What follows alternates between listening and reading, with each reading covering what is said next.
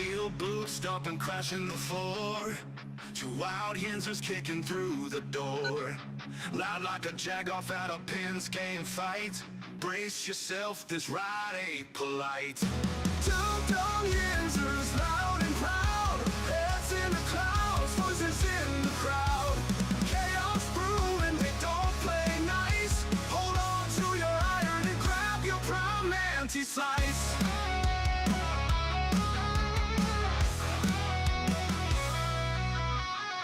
Tales from the burg with a hint of mayhem.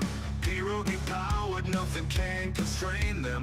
Knocking back stories like an icy cold brew. You never know what these two might spew. Two dumb yinzers, loud and proud. Heads in the clouds, voices in the crowd. Chaos brewing, they don't play nice. Hold on to your iron and grab your prime anti-slice.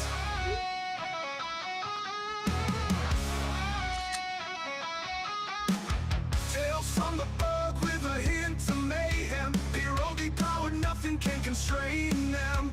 Knocking back stories like an icy cold brew. You never know what these two might spew.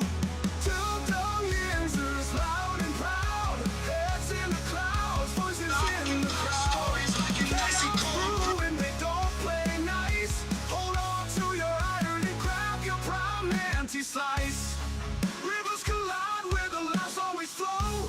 Black and gold thunder everywhere they go. The madcap kings breaking every mold. With two dumb yinzers, the stories don't get old.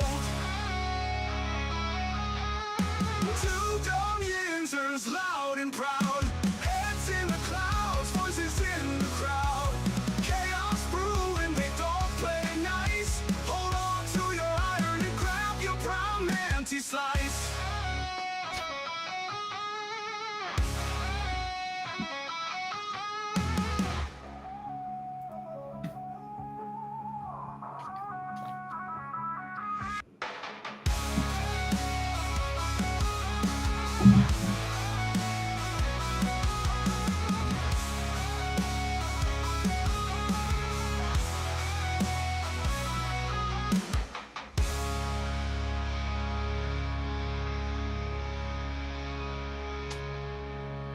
Good morning, everybody. Welcome back to the show. Welcome back to the Two Dumb Yinzers. This is episode 815 of the Two Dumb Yinzers. Welcome back, welcome back, welcome back, everybody. Great to see Big Zeus, Field of Steel, and Big Corey Beavers up on the board already this morning. Good morning, gentlemen. Welcome to the show. I hope you guys are ready for some New England Patriot ass whooping this weekend, because that's what we're going to give. Guys, good morning. Welcome back, welcome back, welcome back. I got a little bit of an issue today, and I'm going to talk about it today. Okay. When Finch can't make it, he gets a hold of me and says, Ryan, I have to work.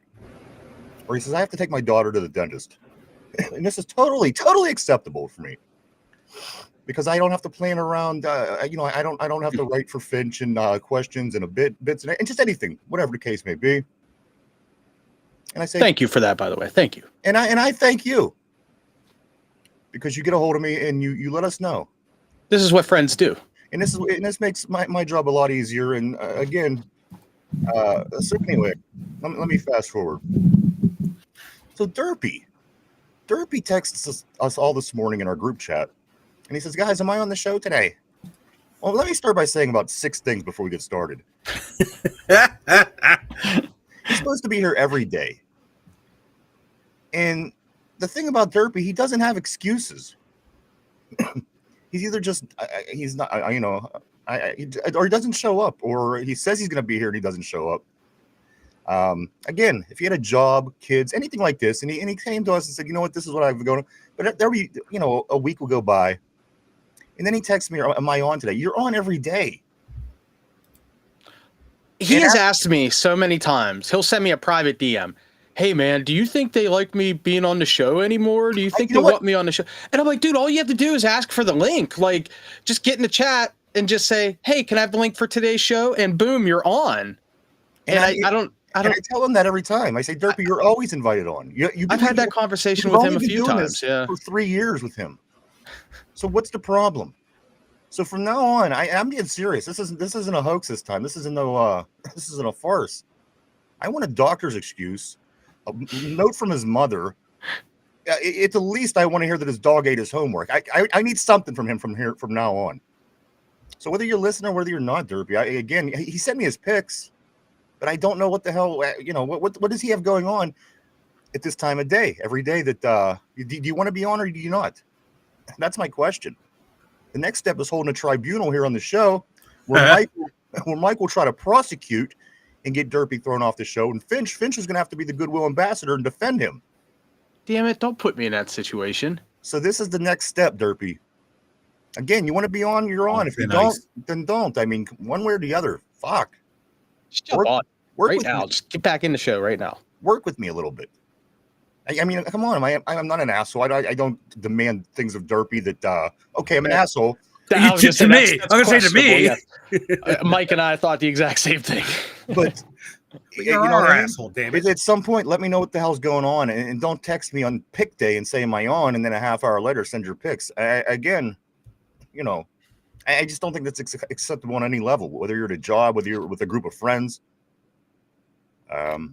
So again, Derpy, the tribunal's coming next.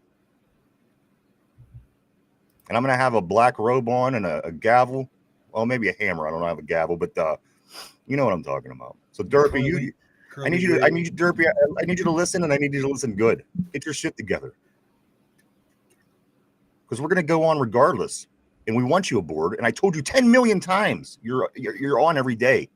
You can make it. So again, I just don't understand. If you don't want to be on, that's fine.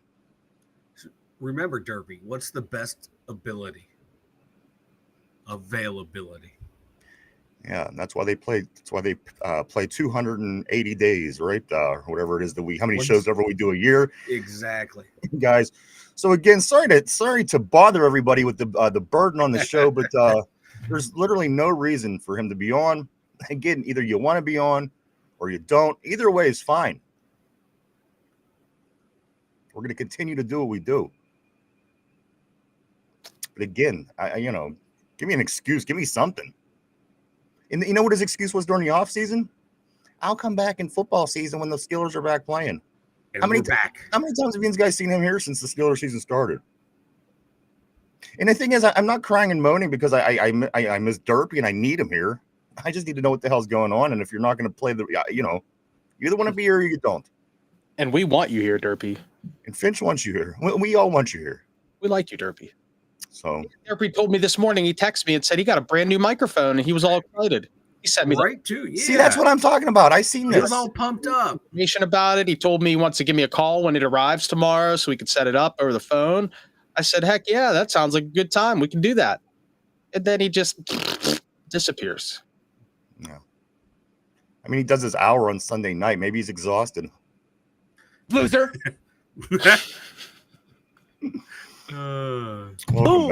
Welcome back, everybody. Welcome to the show. This is episode 815. And I love Welcome Back, Carter Finch. I wish you would sing that more on here. Welcome back. Your dreams are your ticket out. Welcome back. That's a great television show with a great theme song. That's a good discussion for the Three Gooners sometime. Best TV theme songs. And worst. Best and worst. I like Freddie Boom Boom Washington, personally. Hi there. I'm a fan of all the guys, but yeah. I think Epstein was my favorite. Epstein's mother also. Remember, she signed all the notes. Epstein's mother always had the list. Derpy, that's all you need. The best excuses ever. Derpy's mom. Epstein always had Derpy is Epstein. He's Listen, Ohio Epstein. I tried to start a joke 3 times and he cut me off. I know. Oh, I'm so sorry, buddy. I was going to say Epstein's mom always had the list. Oops, I mean note, but it's not as funny anymore because, again, good morning, everybody. We suck. Sorry. Welcome back to the show. Suck. Good morning to Richard. Good morning to Mark. Good morning to John. Good morning to Phil. Good morning, Phil. Corey. Big Zeus, everybody. Good morning. What's going on, everybody? Glad to see y'all. Great to be here. It's Thursday. It's time to get ready for the New England Patriots, guys. We've got a lot of things to go over, things going on with this roster. We're bringing people in. We're sending people out. People were injured. People are getting healthy. A lot of stuff we're going to go over today. We're going to get that started off just to kick off the show, all this. And then there's a lot more, guys. And we got to get these picks in for today. It is pick day. And again, don't forget, if you are on the CBS Pick'em, get over there and place your picks, because tonight starts week 3, guys. The Bills and the Dolphins. They start week 3 tonight. And again, you want to get your picks in. You don't want to miss out. If you, if you like the Bills and you don't get it in, you don't get that win, man. I got screwed last week. I learned the hard way. So I already got my picks in, Mike. I'm ready to go. I'm not doing mine right now. I'm not getting screwed on my first game pick ever again. It kept me from winning. So I did it bright and early, and I'm here to tell you that it's done, and I'm ready to win. But guys, good morning. So we do know this. A couple of things that we did find out, guys, in the past 24 hours was Derek Harmon was back to participating at practice yesterday. Of course, the Steelers' first overall draft pick this year. Derek Harmon returns to practice for the first time since his knee injury. That doesn't mean he's going to be playing this weekend, but that is a good sign, guys, because he has not played in regular season yet. And he's back and participating at practice, at full practice. So this does mean he's getting closer, maybe next week and possibly the week after. So we're keeping a close eye on that, because we certainly need all the help we could get trying to stop the run. This is no secret. And if we know it, New England knows it. So it's going to be interesting, guys. Also, I do want to say good morning to Cody on the board. Always great seeing Cody. Welcome to the terrible board, gentlemen and ladies and everybody. Good morning. Good morning. Good morning.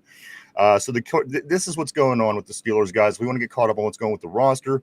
Derek Harmon returns to practice for the first time since his knee injury. Also, again, it happened yesterday during the show. I think Jen even brought it up briefly. DeMarvin Leal, he signed from the practice squad to the active roster. He knows his reasoning, and he even come out and said it. He knows, I know that I'm being brought up because we have to stop the run. Maybe if this is the best case scenario, I'm calling up DeMarvin Leal. I have my questions. But that is what's happening. DeMarvin Leal has been moved to the active roster. Isaiah Loudermilk was placed on IR.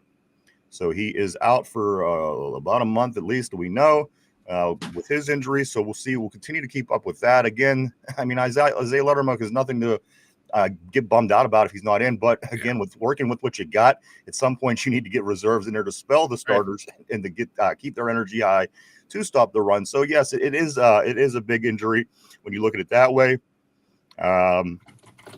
Michael Pruitt says he's definitely ready if Arthur Smith needs help in the run game.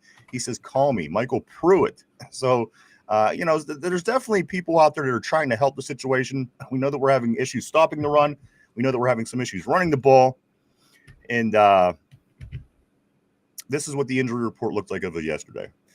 Injury report was this. Patrick Queen had a full practice. Of course, he has his oblique injury. Darius Slay did not practice. He was getting veteran rest. JPJ did not practice with his hammy. Deshaun Elliott still not practicing out with his knee. Alex Highsmith did not practice with his ankle. TJ Watt did not practice for a rest day. And Derek Harmon, of course, with limited practice, coming back to practice after his knee injury. And finally, Max Sharping with an injury, guys. So he was limited to a degree. So there is some issues going on. And again, we're not getting killed with the injury bug. I mean, we could have worse injuries. Again, Justin Fields is out with a concussion protocol. He will not be playing for the Jets this weekend. So again, there are teams that are having issues. This does happen around the league. This is a problem that every team in the NFL deals with week by week, year by year. So again, I guess in the big picture, we're not doing too bad when it comes down to it, because we still have all of our skill players. We still have all of our defense, basically a couple guys on the defensive line. One's not even a starter. So for what's going on, guys, we're still in good shape heading into week 3 of the NFL, which at this point, again, Joe Burrow goes out for the season with a toe. And other things like this. So at the end of the day, we're still fortunate. Maybe we could just wait for the rest of the league to get hurt and injured, and then we just come out and beat everybody. Maybe that's the approach. I don't know. But again, this is where we're at as far as the injuries go as of yesterday, guys. So we'll certainly keep you up to date if we hear anything in the meantime. But as of right now, that's what we're heading into week 3 with. Again, this is Patriots week. We're heading to Gillette Stadium in Foxborough on Sunday at 1 o'clock to take on the 1-1 Patriots. They beat the Dolphins. They lose to the Raiders. I can't imagine that this is a good team. I think when they lost the Raiders 20-17, they're just not that great, guys. And one other thing that I do want to tell everybody, if you don't know, they are wearing their old school uniforms this Sunday when we go up there with the red shirts and the Patriots snapping the football in the helmet. And I like it. That's the uniform I grew up with. That's the uniform I like. And I'm excited to see it. So hopefully it'll get them out of their rhythm, just, having a different look maybe, and we could go up there and do something. But again, we have to figure out some things this week. We have to figure out how to control the line of scrimmage. We have to figure out how to run the ball. We have to figure out how to stop the run. I think that New England's probably a good place to start. I thought Seattle was a good place to start, but fool me once. I could be fooled again this week, but we'll find out, won't we? The Pittsburgh Steelers and the New England Patriots Sunday at 1 o'clock. We have to get things going. And again, I think this might be a kind of a good team for us to do that. But this is where we are, guys. I do want to say, as we're getting started, I want to send a special thanks, as we did all week, to our friends over at Duquesne Pilsner.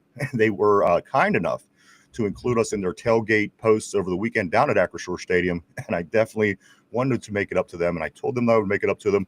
So I do want to recommend everybody try Duquesne Pilsner, made right here in Pittsburgh. Very delicious, very good beer. We drink it every weekend for Steeler games here. And if you haven't tried it, I recommend trying it. And just like it says on the can, it is the finest beer in town. Again, Duquesne Pilsner. Everybody, give it a try. Guys, so we are here. It's pick day. We have a lot of things to go over. Patriots got the new unis coming out this weekend, the red shirts, the white helmets. NFL.com, they picked the Steelers 6-4 out of the 10 people that picked this game. 6 people did pick the Steelers, so there's still somebody out there that has some belief that the Steelers can do something, where a lot of people here in town feel that the walls are caving in, which they very well may be, but we're going to try to figure that out and a lot more today. We do have new numbers issued as well to our Steelers guys. The new addition, Jaquan Bentley, the new thumper linebacker that we bring in, the former Patriot. He's going to be wearing number 53. Isaiah Hodgins, he is a former receiver from New England and the New York Giants. He's going to be wearing number 82. And Matt Sokol, back to the roster, will still continue to wear number 85. So if you see any of these numbers this weekend, guys, those are who they are. And also, we are expecting to see Jabril Peppers out there as well this weekend, as he was out there on a very, very limited basis. But he had a week to prepare, learn his playbook and all this stuff. So you may see more Jabril Peppers, certainly with Deshaun Elliott out. Otherwise, why? I'm sorry? I said, I hope so. Well, otherwise, why bring Peppers in? Elliott's going to be back in a couple of weeks. If you're going to bring Peppers here to sit on the sideline for 3 weeks, I just don't even understand. But I think you're going to start seeing more Peppers. And I want to see more Peppers. This guy, I got to tell you, I'm watching videos of practice and he's clubbing guys. Mm-hmm. Yeah. I'm afraid of Peppers, and I'm not even playing. This guy is literally in practice. I mean, he's sticking people. He looks like he's very anxious, very ready to get out there and play. I like that. Again, coming with that strong safety position, that's what you want to see. Certainly, you get that from Deshaun Elliott, and certainly we hope to see that from Mr. Peppers as well. I do want to say good morning to our good friend Finch, the host of the Three Gooners, here with us this morning. We always love to have Finch by. He loves to stop by on pick day. Finch, how you doing, brother? I'm doing great. I can't wait till Sunday. I'm going to grab me a case of Duquesne Pilsner, sit down, watch a game with my old man, and it's going to be a great time. Good. I love to hear it, man. How's your dad doing? Your dad has one of the best terrible towel stories I've ever heard in my life. And I've told it here last season, but I'm happy to tell it again if you'd like. Yeah, I got to be honest with you. There's some people on the board that wasn't here last year, and guys, I think you're going to appreciate this story. Finch, tell us. This will only take a moment. It's a goodie. It's a classic. So growing up in the 70s, my old man, became a Steeler fan, and during the greatest period in NFL football history, really, the 1970s. And I think a lot of team fans would agree. And the terrible towel was real big, back then. And he had a few of them, I'm sure. And one in particular, he had since his teenage days. And in the early 90s, when I was coming of age and starting to learn about football and stuff, I would see Dad with that towel, and he would be sitting there wiping his face with it. You know what I mean? Like during games. It only comes out during the game, but he would be drinking his some Kool-Aid or whatever we're having, some beer or whatever, and he'll just wipe it off. And he always used that towel. And at that point, it was pretty gross. And the whole thing was that he And that was in the early 90s. This was in the early 90s. So Right. this was already maybe at least 10 years. At least a 10-year-old towel, right? Easily. More likely a 15-year-old towel at that point. So the whole myth is he wasn't washing it until we win the Super Bowl. 15 years later, in 2006, we finally do it, and he washed it. And by that point, that thing was gross. It had it had a longer life at that point than Ben Roethlisberger did. The quarterback that would come along and change the whole thing. The terrible towel has been being wiped on for longer than that man's life. Older than me, and I'm Ben's age. It's and at that point, it was like, the letters had all rubbed off of it. There were a couple of black spots here or there, but Right. if you didn't know that it was a terrible towel, other than the spots of gold, like that unmistakable gold color, you would have had no idea. You know what I mean? Like, it was so stained up and gross, and he washed it, and it pretty much fell apart after that. So 25 years. It did not make it to Super Bowl 43. And from what I understand from the early on in the story, being told your mom would make dinner or would make food for the game every week, and every week for Steeler games, your dad would just take it and wipe his mouth. That's what he would wipe his chin off with. You know what I mean? He wasn't cleaning messes or anything. He wasn't wiping off. Yeah, it was a lot of spittle and a lot of organic material. There may have been the cure for cancer on that terrible towel. A lot of wing sauce, a lot of Stroh's beer. So after 2005, he finally washed this, and I heard the story a couple years prior to that, and the towel at that point was already 23 years. They hadn't won the Super Bowl yet when I first told you the story. Super Bowl 40 had not occurred yet. And I remembered back then, you would bring it up every once in a while, like, Fitch, does he still have that damn towel? Well, you know what? We worked overnight, and sometimes in the middle of the night, you just start talking about anything because there's nothing really going on. And I did remember this coming up often. And your dad, great story, my man. That's awesome. And does he still have this fabric, this piece of fabric that may or may not I haven't seen it in years. I'm pretty sure it just completely evaporated. Yeah, I think it got to the point where he just had to chuck it. But or at least I hope maybe he threw it in a box somewhere. Like I said, he had it since childhood, so I'd hate to think that he threw it out. But it does not come out anymore. He has a nicer, new-ish comparatively towels now. So one of my favorite stories, Mike, and especially for right now, Finch, this is the 50-year anniversary of the terrible towel. Not a better time to tell the story than right now. Michael, how you doing, brother? I'm doing good, man. A little under the weather, but I'm gonna soldier through the show. So, excuse me if I have to keep coughing and muting my mic. You always got something going on, dude. Man, the kids are bringing home some nasties. Yes. Mm-hmm. And let this be, or it could have been from a night of passionate love making with me and Cinnamon. We just left the windows open and let the cool air wash across our sweaty, naked bodies. All right, time to get into some Steeler talk, everybody. Yeah, good morning. Welcome back to the show, guys. Let's get on the board. I have to get on the board. I don't want to wait a minute longer. A lot of good messages coming up. Big Zeus says, "Yo, what's up, my man? What's up, Big Zeus? Great to see you. Great to see you early on the board today."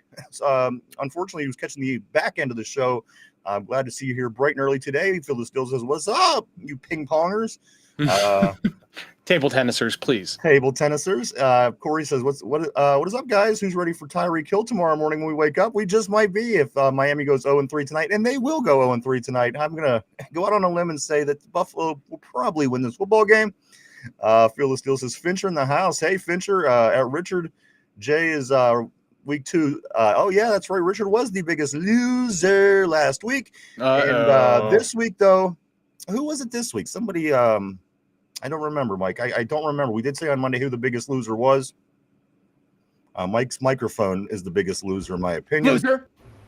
I'm sorry. I'm sick over here trying to cough. Oh, wait, because Richard was the biggest loser this week because he was the winner the first week. Yeah. So Derpy was the biggest loser in week 1. Richard was the biggest loser in week 2. But that's all right. There's no shame in that.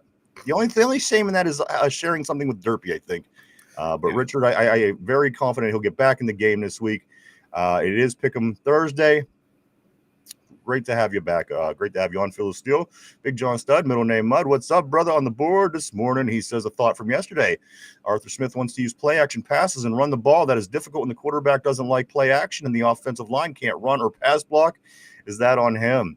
We're going to get into that and so much more today, guys. We have a lot of things to go over as we get ready for the New England Patriots this Sunday. Hoping hoping to go above 500 in our record, but we will see, guys. Derpy, I'm sorry, Phil still says Derpy and Vanilla need a Snickers. That's right.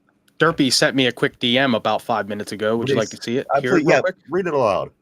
Okay, I don't want to hear it. I want everyone to hear it. The quick setup. Remember, I mentioned he got a new microphone and it arrives tomorrow. That's what he and I discussed a little bit before the show. So at 11:55 a.m., so it was about 15-20 minutes ago, he says, "I'm waiting till tomorrow because of my new mic." Okay, I gave Ryan my picks. That's what he said. Let me tell you, I 10 replied things wrong with "Just that. get on the show, dude." That's what I told him. Just Let get me on tell the you show. 10 things wrong with that. For one, why are you telling Finch? Exactly. And Exactly. for two, you Put have it a in the group chat. microphone. Right. And for two, you already have a microphone. What's the problem with coming on today? Again, tomorrow's not pick day. You make me sad, Derpy. You make me so sad. And when Finch is sad, nobody's happy. Damn it. I know Mark some Malone. lot lizards that will make you happy, brother. I do want to say welcome to Okay. Mark Malone. Good to see Somebody Mark say lot Malone on the lizards? board. Mark Malone says Peaches may know the real deal. Oh, Peaches knows the real Oh, Peaches deal. knows all.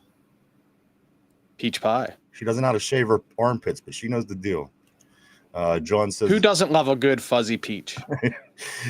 John says, didn't they know an old quarterback won't be able to do play action? Is Arthur Smith responsible for the O-line assessment and development? Did he want Rodgers knowing the team, knowing he doesn't fit the scheme? Following that up by saying, was Rodgers coming to Pittsburgh as a marketing move to fool fans and give a hope for another year? Yeah, you know what? We will find out. We certainly will. Mark Malone, he does say this. He says, I'm telling you, Peach is maybe wearing his ass out. And Mike, that is Mike knows that very well. Again, his health is at stake here because of Peaches Was not Peaches. It was Cinnamon. No, Cinnamon doesn't like you. Peaches likes you. Cinnamon does not. We've had this conversation 30 times. I'll bet a night with Vanilla Thunder and Cinnamon, if you walk in that room afterwards, it probably smells like the worst, most rotten pumpkin spice latte you ever smelled. Hey, brother, I got a candle back here called Juicy Peach and Sea Salt. That's what we call our combined love juices. So that's what the room smells like. Richard says, good morning. Good Toxic. morning to Richard. Always great seeing you, my man. And I have a feeling, I know you're going to get out of the basement this week. Again, and I don't think he's in the basement. Ultimately, it was just last week. I think Derpy's in the basement. Derpy's in the I'm actually looking at it. Derpy is in the basement, but I feel the Steel is technically under him, but I think Phil might have missed a week's pick. He missed. He only got one game in. Okay. Because So he has 12, Steelers- but Derpy has 21, and he's below the rest of us by a lot. So Derpy is the biggest loser still at this point. He's a loser. Loser. He's been the biggest loser since this thing began.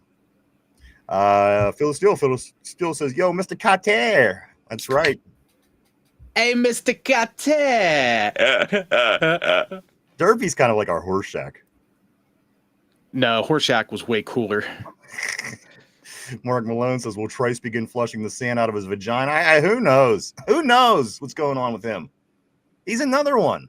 We talk about these players that get drafted and they're out all season. He's another one. He's been out for 3 seasons, damn near. Cody, what's up, dude? Always great seeing Cody on the board. Cody says the Bills and Dolphins. That's a tough one. I know I really struggled on that one, guys. Again, I don't give a The Dolphins always screw me though in my picks. I don't give a snowball's chance in hell. There's no way. They'll find a way to win tonight because I finally picked against them. That is going to happen. I will put Mike's life on the line to bet that the Dolphins won't win this game. What the fuck? What the hell did I do? Yeah, that's a little harsh. Not his whole life. Maybe put his headband on the line. I don't know. You never underestimate me and my want for the long sleep. Mark Malone says, dudes, we were prancing around like a gaggle of trannies on both sides of the ball. We sure are, Mark. Donald Lurie, what's up, man? Great to see Donald on the board. He said, Joe Burrow is not out for me season. I heard he might be back for the Steelers game. Well, I mean, be as it may, even if he is, I mean, they have him marked out as 3 months after the surgery. And if that be the case, I don't think that they're going to do as well as they did prior to him getting, you know what I mean? With him not in there for that period of time, it's probably going to put them behind the 8 ball unless Jake Browning has a great performance moving forward and is able to carry the team, which I guess isn't out of the question. He has receivers. Don't have a defense or an offensive line, but he does have some receivers. So, but again, at that point, whatever. you know. And at that point, we may be so far out of the race it ain't even funny. We don't know. So, but again, for 3 months, that's generally going to be the rest of the year, and that's the word that's out. So that's what we're going to go by for now. But again, it's the Bengals. I don't expect anything more from them or anything less. They are the Bengals. Mark Malone said, remember George W. Bush's rendition of "Fool Me Once"? I sure do. Uh-huh. I sure do. Can't get fooled again. Yeah, he messed it up. Whatever it was, I know that he messed it up. What an impression. Yeah, that was good. I liked it. That little laugh. And even after you told Derpy to get your ass here, do you see him popping in anywhere? I'm looking. He read my message, but he has not replied. All right. Cody says, we have to figure out how to play the game. Mark Malone says, we don't get fooled again. Yow! That's right, baby. And I do perfectly remember the George W. Bush's rendition. Also, Mark Malone says, I'm ordering a few cases of polygamy pale soon. Porter. Beer. Does that work? Does that work for you, Mike? Is that okay? Can I say beer? Can I say? I didn't say anything. It was all Finch. I didn't say nothing. What? I didn't say a damn thing. All right. I just wanted You're to out yell of at your Mike. mind. I just needed to give Mike. I just needed to get a reason to yell at him. Now I'm caught up. Brother, there's plenty of reasons you can yell at me. I'm all caught up on my quota here, so let's move on. Fearless still says, hey, Ryan and Vanilla, if Derpy doesn't want to continue with his role on Pick'em Thursday, Fincher will do it. He says, Pick'em Thursdays versus Fincher. I'll do it. Phil versus Fincher. This might not be the worst idea. Phil, we'll keep you posted. Challenge accepted. I just want to say, Finch, the way that camera's angled up, the way your eyes look up at the camera and your head disappears.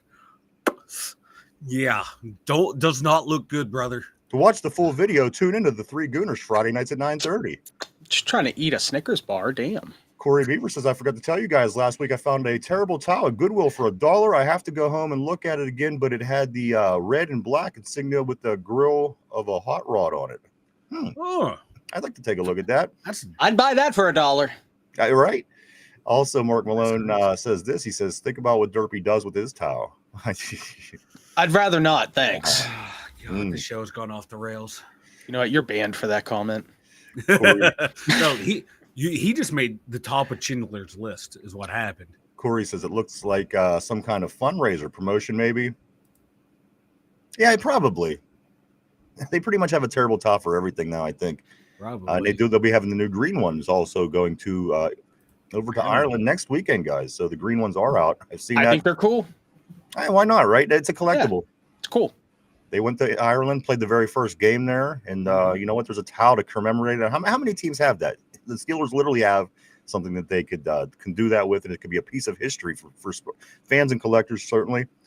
And remember, the old man, Dan Rooney, was a U.S. ambassador under Obama to Ireland, so it kind of brings it full circle in a really cool way. A lot of connections with Ireland, actually. Yeah, it's very cool. Steelers and the Rooneys, absolutely. John says Finch's dad broke Peach's no wash record. It might be close, and that's not an easy record to break. That is not an easy record to break. But you know what? Perhaps he did. Big Zeus, what's up, my man? Big Zeus says I wouldn't was my fat ass for the rest. I wouldn't wash my fat ass, I think is what he's saying. Maybe. Oh, I see what you're getting at, yeah. To see Rodgers get a Super Bowl MVP. You know what? Me too. That's a chance I'm willing to take there, Zeus. Have at it. Would you be willing to not wash your ass until the Steelers won a Super Bowl? No. Finch, this sounds like something you should take on, but just because of the towel story, maybe that you got to one up. This is my destiny. You have to unload. Yes, it is your destiny. You have to one up flops. I have a job that requires me to be hygienically appropriate. That's not going to work. So, unfortunately, just what you got to do, Finch. And I would be perfect for this challenge. I know the perfect answer for this, Finch. You know those trees that you hang on the rear view of your car? Angle one behind me. No, take that and place it in between your butt cheeks during work, and that way you could stay nasty back there all you want, and you're always going to have that strong aroma of that smell. I'll fart pine tar. You fart pine tar or black ice. Let's see. John on the board says the Steelers dropped to 1.8 chance to win a Super Bowl. Your ass is staying clean. So there you go, Finch. Don't worry about it. You don't have to spend $3 to get your air freshener down to 1.8. chance to win. Mark Malone says Derpy's new mic equals Peach's new strap on. Oh. Ah. Yeah. Interesting. That makes you rethink what a blue Yeti mic really is. Yes, exactly. Ugh. Hey, what am I talking into? Corey says, Mike, this is why ass to mouth with lot lizards is a health hazard. You're not under weather, you're under duress. You gotta go ass to mouth. Duress. Don't be so suburban, brother. Gotta live a little. John says, if the Dolphins win, Mike's Hair Club for Men membership. Cancel Mike's. Yes. Cancel his Planet Fitness membership too.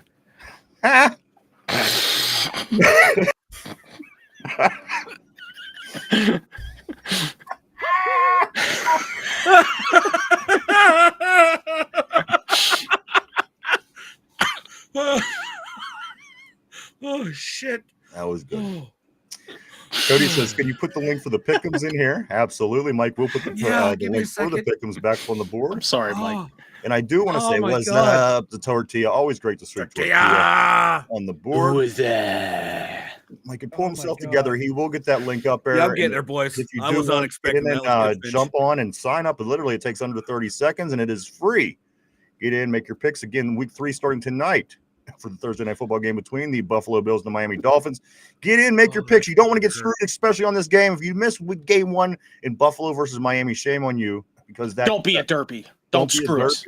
Don't screw us. But I screwed myself last week by missing it. I just missed it. I was running late and I got home and it wouldn't let me make the pick anymore. So don't come 1 point short just because you missed the first one. Always remember Thursday, week 1 or first game of the week kicks off the NFL, guys. So get on, do that. Mike has the link up on the board right there. Click it. Takes 30 seconds to sign up. 100% free, no obligation, no nothing. All you're doing is just getting on and choosing who you think should be the week's winners in the NFL. I mean, there runs the chance that you could become the biggest loser by finishing lower than everybody. But you know what? It's not going to happen because Derpy has it wrapped up. But you're guaranteed second loose. It's all in good fun because it gives Finch a reason to push his buttons, and we enjoy it. And again, you won't be the biggest loser forever. Hopefully, I do think that. Again, Richard will do very well, and he's done very well to this point. So sign up, everybody. It's a lot of fun. We're having a blast with it. We're already 3 weeks in, guys. NFL season is well underway. Field of Steel says every sport and every stadium now. Copy that great, terrible towel. Thank you, Mr. Cope. Absolutely. And, of course, you do remember a couple weeks back we did have the ghost of Myron Cope on the show, which was excellent, as we do try to talk to him every season before the season kicks off. Maybe we'll try to summons him next week or so. I don't know. We'll see. We'll see how this goes. If we're still having a lot of issues, we're going to try to summon him back because, again, we talked to him early, and this was before the season started.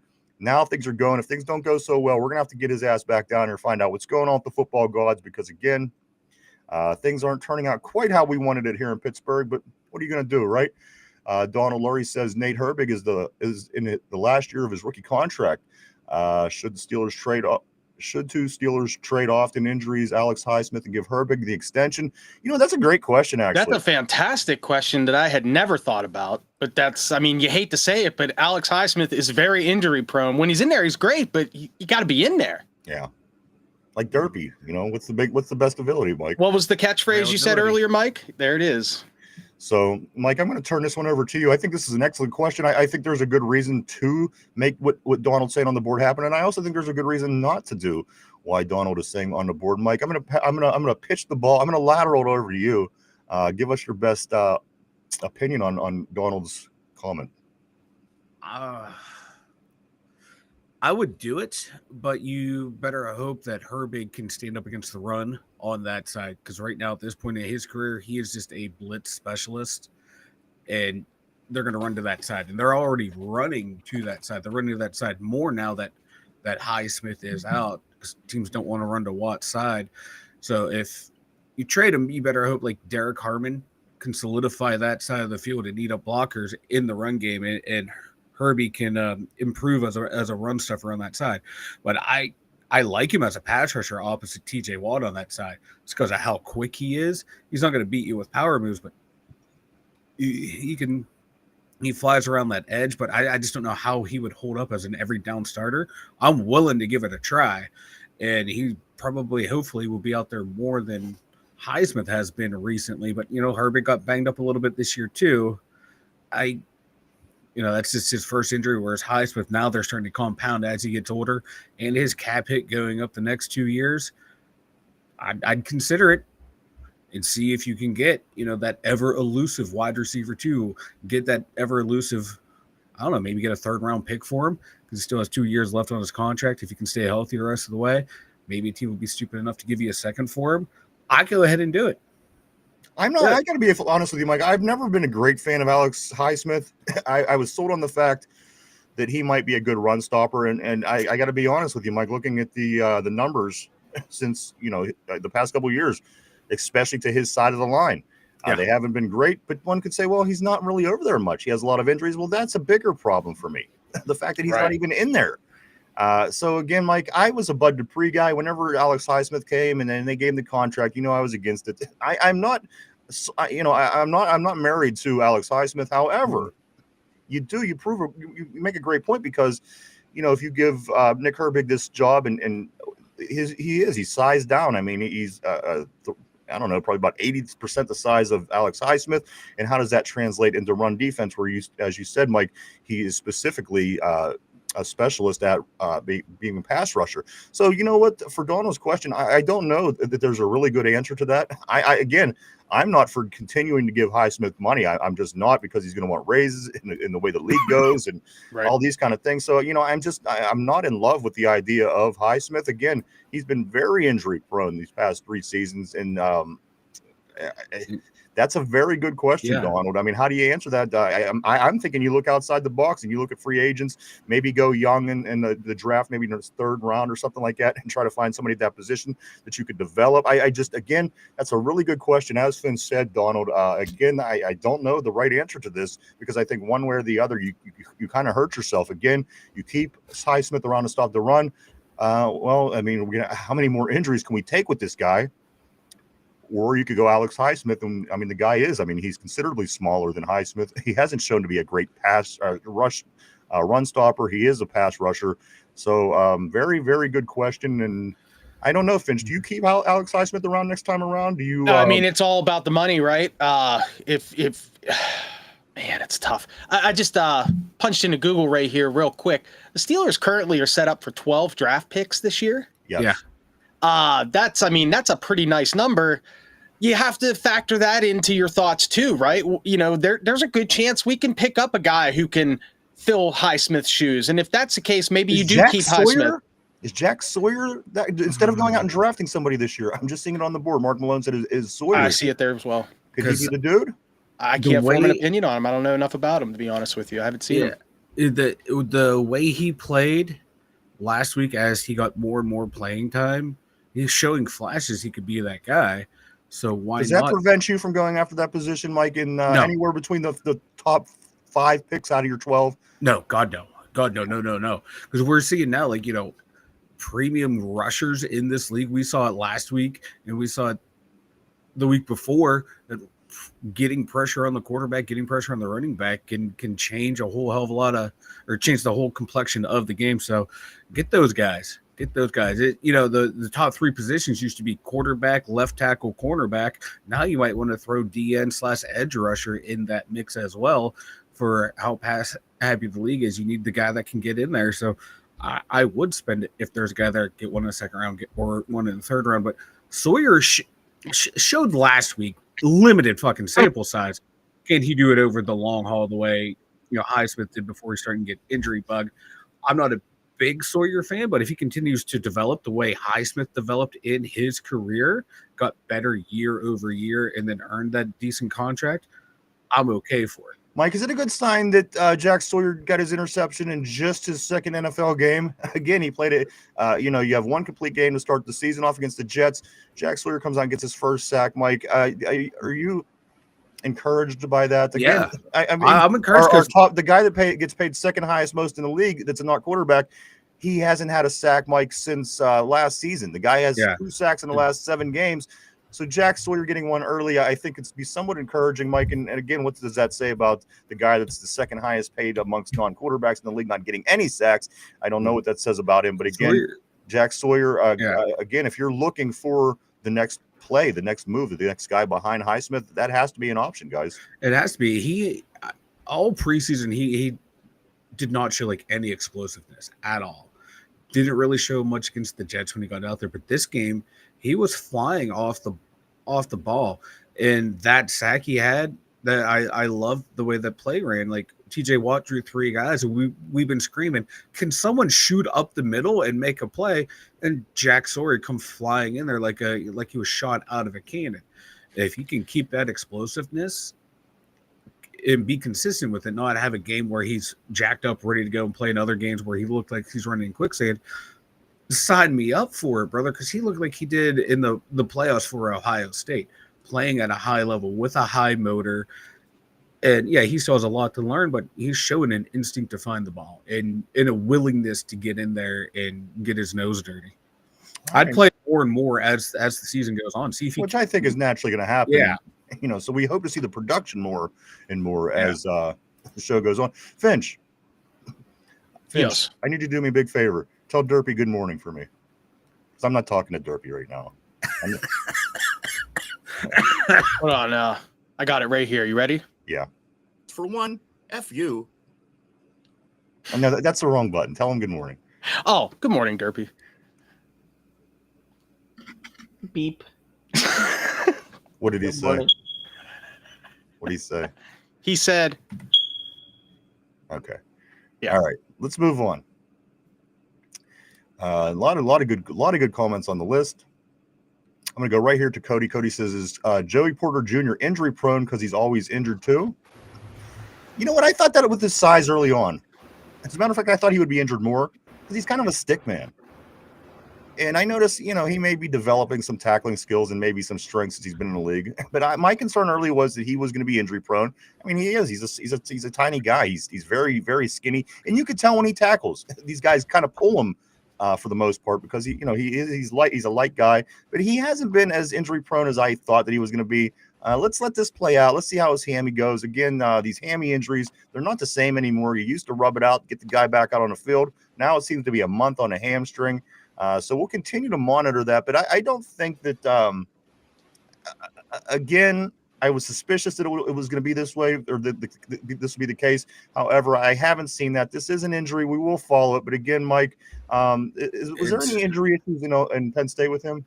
Not that I can recall. And I think was he injured last year at any point? I can't remember. I just remember this hamstring popping up for him this year. Correct me if I'm wrong, but I think this is the first time he's missed time with an injury. If he has more and it continues, it could be, but I think it was just a cramp, and then it turned into a muscle tightness that won't go away for him. I don't think he pulled anything. They usually give people muscle relaxers for this, and they send you on your way. Yeah. So I don't know what's going on. Yeah, he missed one game last year. He played 16 out of 17. Cody says Herbig can punch the hell out of the ball. Yes, he sure can. I mean, he can punch the ball out of Henry's hands.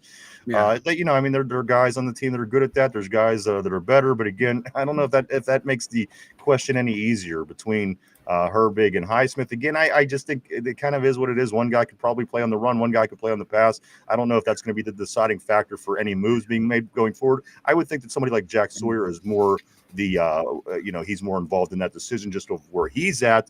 But again, I think I see on the board further down the road, we still got a couple years on the Highsmith contract, at least another year, 2 years. So we will continue to see. But again, just never loved Highsmith. I understand that he has value. I understand the teams would like him. But again, I've never just been. I like Bud Dupree a lot. I don't like Highsmith a lot. I like him exactly. Yeah, but I was more of a Bud Dupree guy. Me too. And Herbig missed 4 games last year as well. But he's a backup. But your point but if we want to get rid of Highsmith and make Herbig the starter, we're back in that same boat. I forgot he missed time last year. Corey says Highsmith might be available in 2 weeks. He needs to trade for Tyreek and give up Highsmith while we can. Sawyer can be the rotational guy.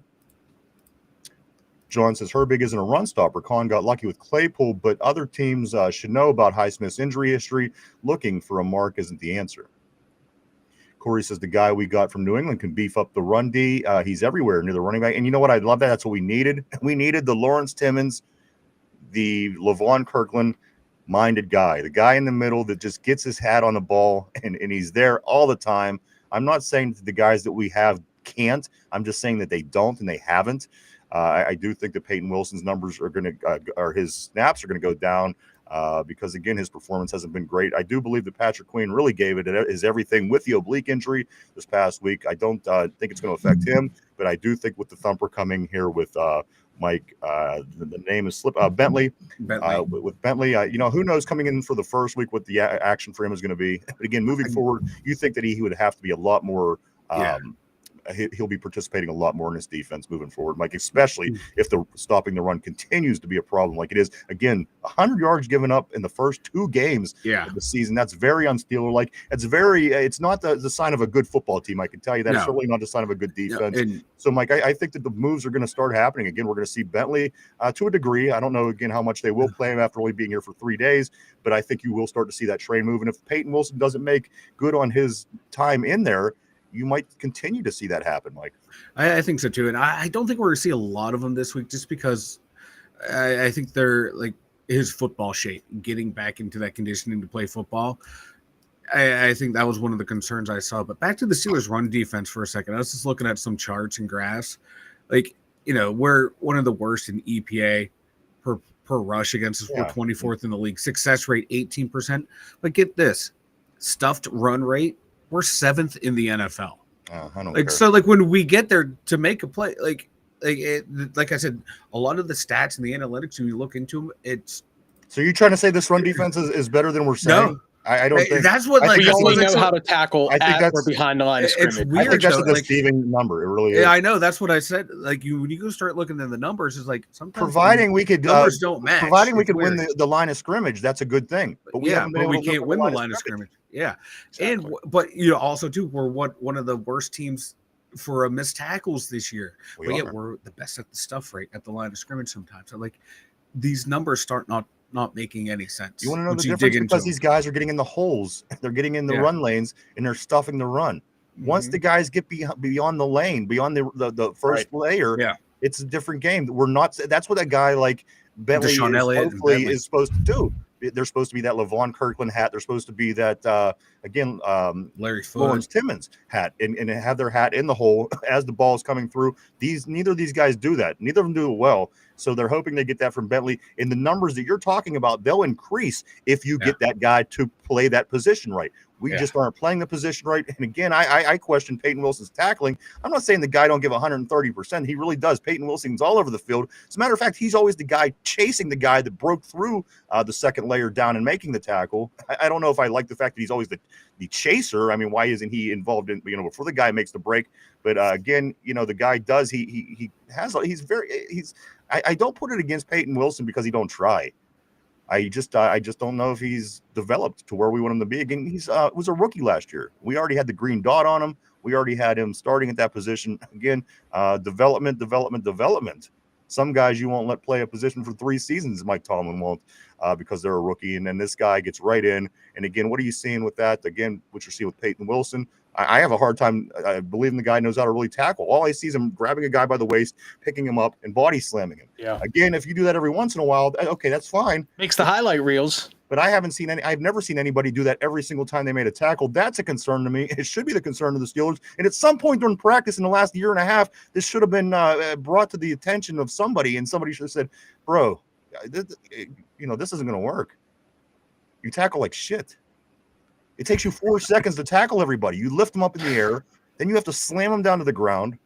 Have you ever seen anybody in this league do that? And anybody in this league does do that ends up getting penalties called on them eventually. So, again, exactly. It's going to hurt the team eventually, or it's going to hurt a player. Right. So, again, the issues on defense, they continue. I'm going to go right here where Mark Malone, he did say nobody's going to give crap for Highsmith. Mark Malone also says maybe a 6th. Corey says Corey Beaver says Highsmith being in there didn't do anything for run stopping either. 182 yards against Highsmith and versus how many with him out? No real difference, and he could stay healthy is what Corey's saying. Vegas says, what's good, fellas? Good morning, Corey. Always great to see you, Corey, from the great Las Vegas region of the country. My man. Fearless Steel says, all right, let's get Fincher's take on week 2, the offense, defense, and coaching. Preach on week 2, Fincher. Well, let me give a little bit of information before Finch does that, because Kurt Warner, we all know Kurt Warner, somebody that we beat in Super Bowl 43, of course, the former quarterback. He says week 2 performance was more representative of the Steelers than week 1 was. Finch, do you agree with Kurt Warner? Do you think the real Steelers, the real Pittsburgh Steelers, please stand up? Was it week 1? Was it week 2? Or is it something different that we haven't seen yet? Finch, what's the real Pittsburgh Steelers? I said it last week, and it's something we've preached not only on this show, but a lot of people in Pittsburgh media have preached for years. We play to our competition. That's what the Steelers are. We're going to go out there and play a stinker against New England this week. Probably still win the game, but it's going to be a stinker. We're not going to dominate them like we, on paper, probably should, at least in most positions, right? And last week we played down to Seattle. Seattle's not a great team, but they made us look like garbage, and we played like garbage. So, I mean, that's my take on week 2. We played like garbage. We did not play up to our potential. Obviously, some guys got hurt, but I mean, it is what it is, man. How do you fix it? I mean, you would think coaching would be the number one thing to fix it. You understand what it is the other team is doing that stops you, or you understand what it is that they suck at. And when it's a team like New England, they suck at everything. We should be able to take advantage of it. If we're not taking advantage of it, you got to look at the coaching first and also learn how to tackle. Finch, what I need you to do, ask Derpy, because I see on the board, Mark Malone says Sawyer's going to be the dude. In the conversation we just had, I think, Derpy came in on. Finch, ask Derpy, because he's the Ohio State guy. Mm-hmm. Does he feel that Jack Sawyer can be that guy? Does he feel that Jack Sawyer can be a legit replacement to be the next guy at Alex Highsmith's position? Again, probably the way the timeline falls, it's going to take Jack Sawyer a little bit, but also there's a little bit of time on Highsmith's contract where you're not going to have to give him money. So, with what we're working with here, ask Derpy if he thinks that it's realistic that Jack Sawyer can be the guy on that side of the line.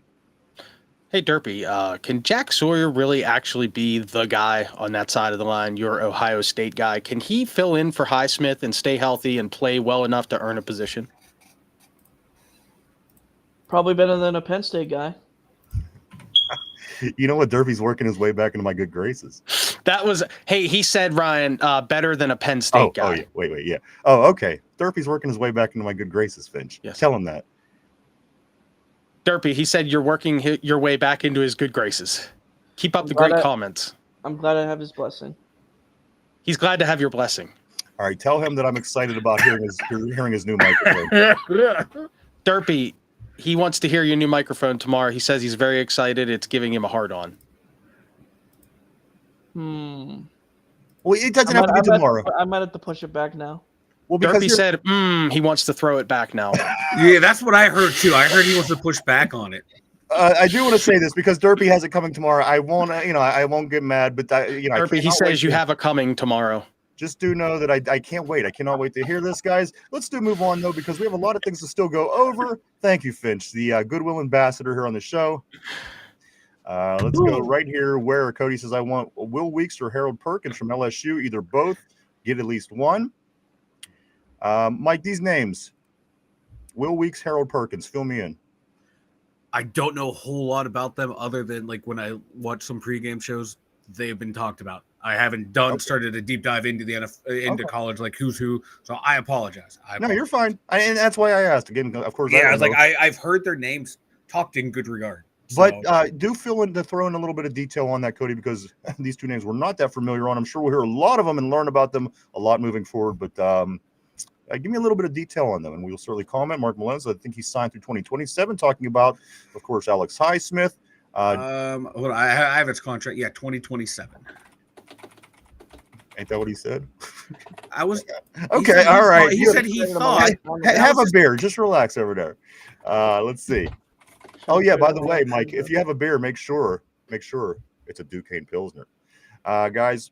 I can't wait to go get some. I'm going to go today and buy some. It's really good. It's awesome. I've never had it, but I do enjoy a good Pilsner, and they did us a great favor, so I want to try it out, and I'm sure I'm going to love it. And as you can see, we got the beer can pyramid right here, and the can says right on the can. That's cool. I like it. the finest beer in town. So yes, do try it out, everybody. All right, go ahead, Finch. Finch got step away for a couple minutes. We are going to continue. I'll be back for the picks, guys. Absolutely, man. Let's see right here. John says, what makes people think teams won't run to the opposite side that TJ is on, right or left? It's like when they move them around, they do run to that. They run exactly the whole 4 plays that they did move them away. They literally moved. They ran right to that. They ran to that side.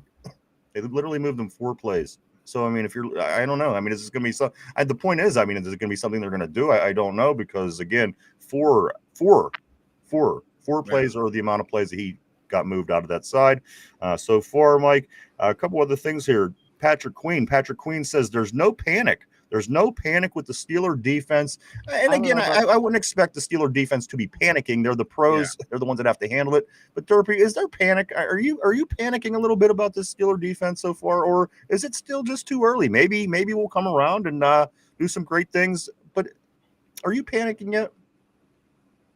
Slightly. I mean, that was probably the worst defense of performance from a Steelers team that I've seen in a long time. You know what it truly reminds me of? Remember back in the late 90s, early 2000s when the Tennessee Titans were good? They had Eddie George and Steve McNair, Mason and Dyson. When we just couldn't stop Eddie George. He just ran and ran and ran, and then they beat us. And then later on in the season, they ran and ran and ran when they played him the second time, and we just didn't have an answer. That's the way watching this Pittsburgh Steelers team feels to me right now. Sometimes when these guys keep continuing to run and run. Again, 100 yards the first 2 games given up by the Steelers. It's very uncharacteristic. And again, it just has that feel. And I don't like that because we weren't that great in the late 90s into the early 2000s just yet.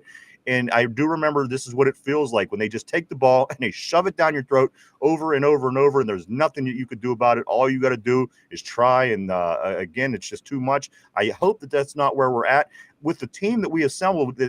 Shouldn't be where we're at. This team, of course, has a lot more talent than the 1999 Pittsburgh Steelers team is. But this is something also, Derpy, that was said is the Steelers. They're saying that the issues are at the the root of the defensive struggles is communication.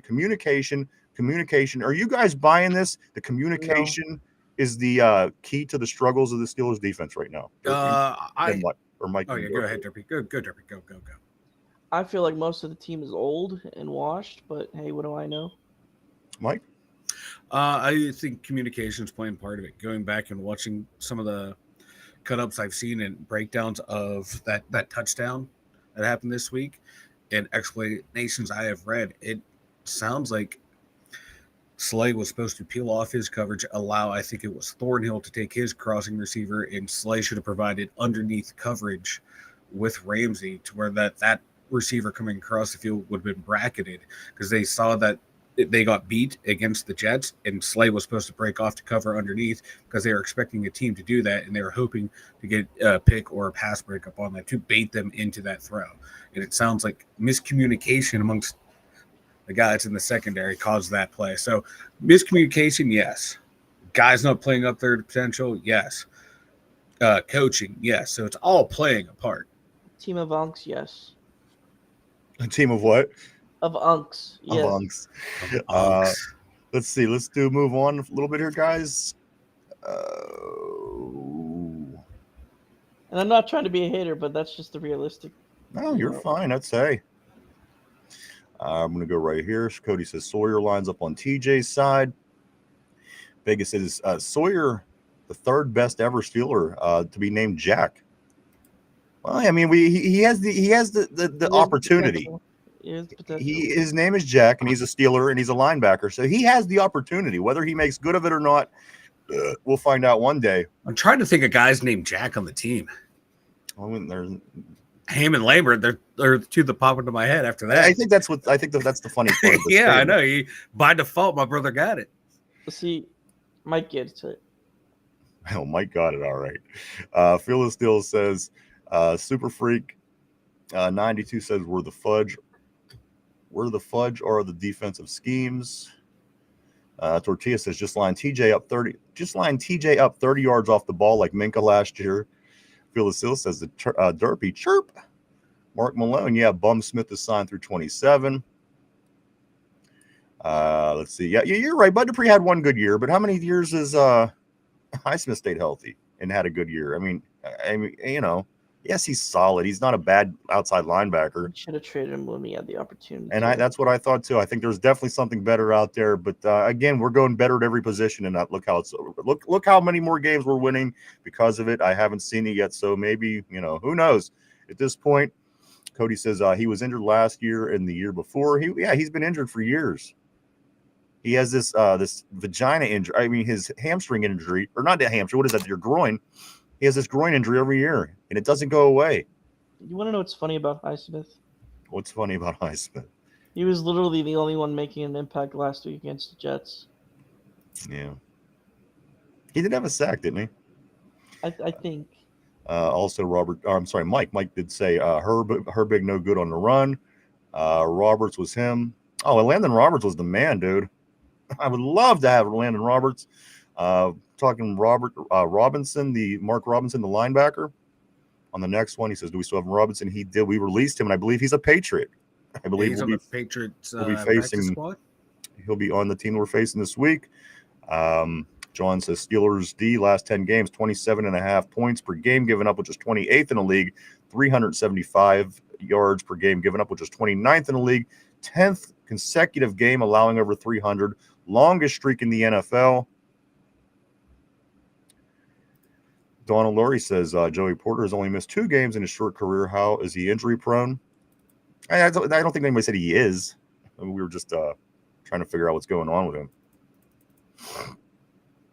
John also says this. He says it depends on what stats you look at, Mike.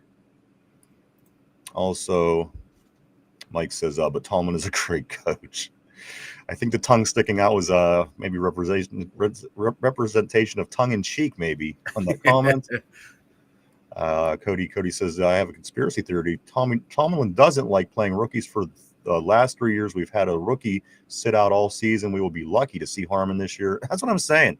Some of these guys, he'll sit them out all year. Other guys, he just throws right in there. I don't know if anybody could really figure out what the hell is going through. Mike Tomlin's purposely hurting rookies so they don't play.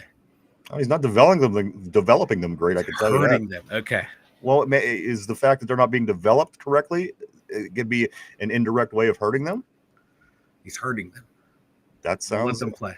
Okay. All right, Mike. Look at the people that he doesn't let play for seasons. There's guys Mark Robinson could have certainly been playing a little bit more than the none that they gave him on defense. Yeah, he played special teams, but the guy was a hammer at some point.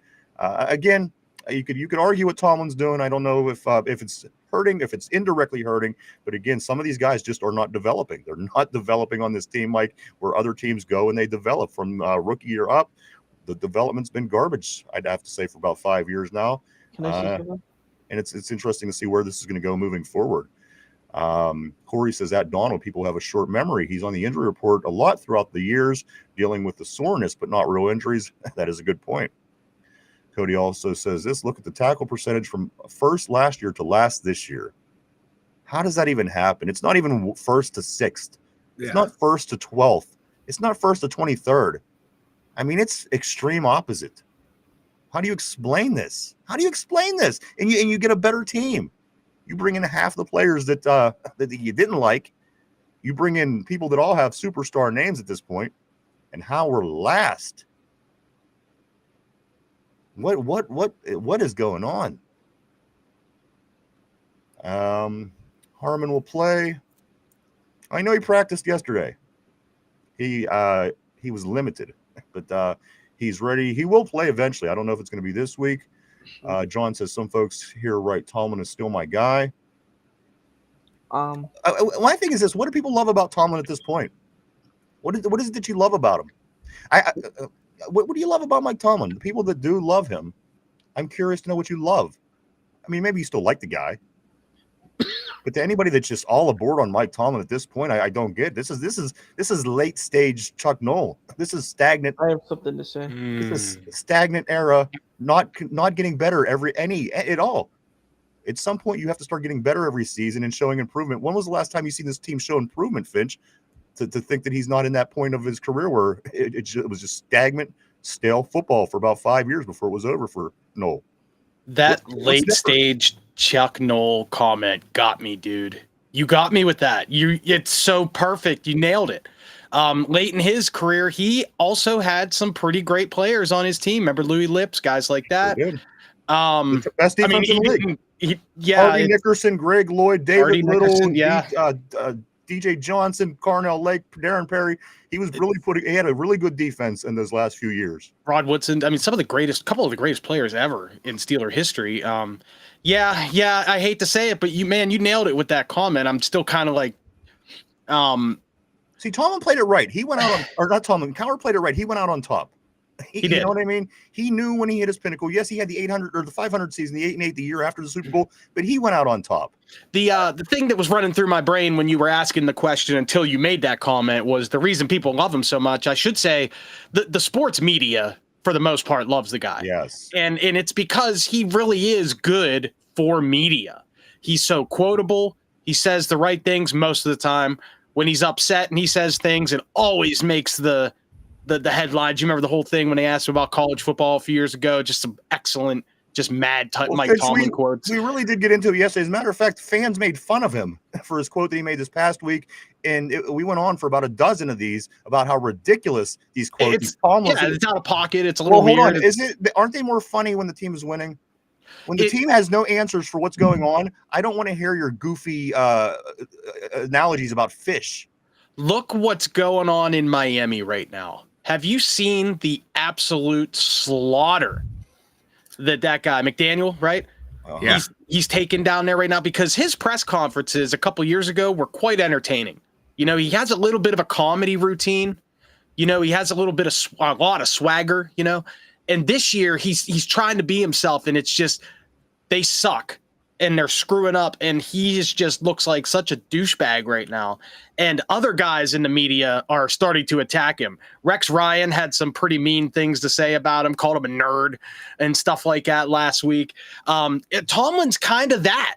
Now, our team isn't nearly as bad as Miami. Tomlin isn't nearly as annoying as McDaniel, but that's like the sort of the parody version of what Tomlin's got going on right now. So he's more of a gimmick than he's really kind good of coach a gimmick in the eyes of the sports media, you know, and that's the national media as well. I mean, Rich Eisen show has a Tomlin thing every week. Every week they talk about it, how much they love Tomlin's quotes and how, you know, I remember the whole People NFL. in Pittsburgh are getting tired of it, but you know what I mean. It's yeah, but no, I do. I know. Yeah. Hard Knocks last year really put a lot of points, gave Mike Tomlin a lot of points because he was masterful on the TV show, right? And people got to see that. And I'm sure that a lot of that was staged, but I'm sure a lot of that is him as well.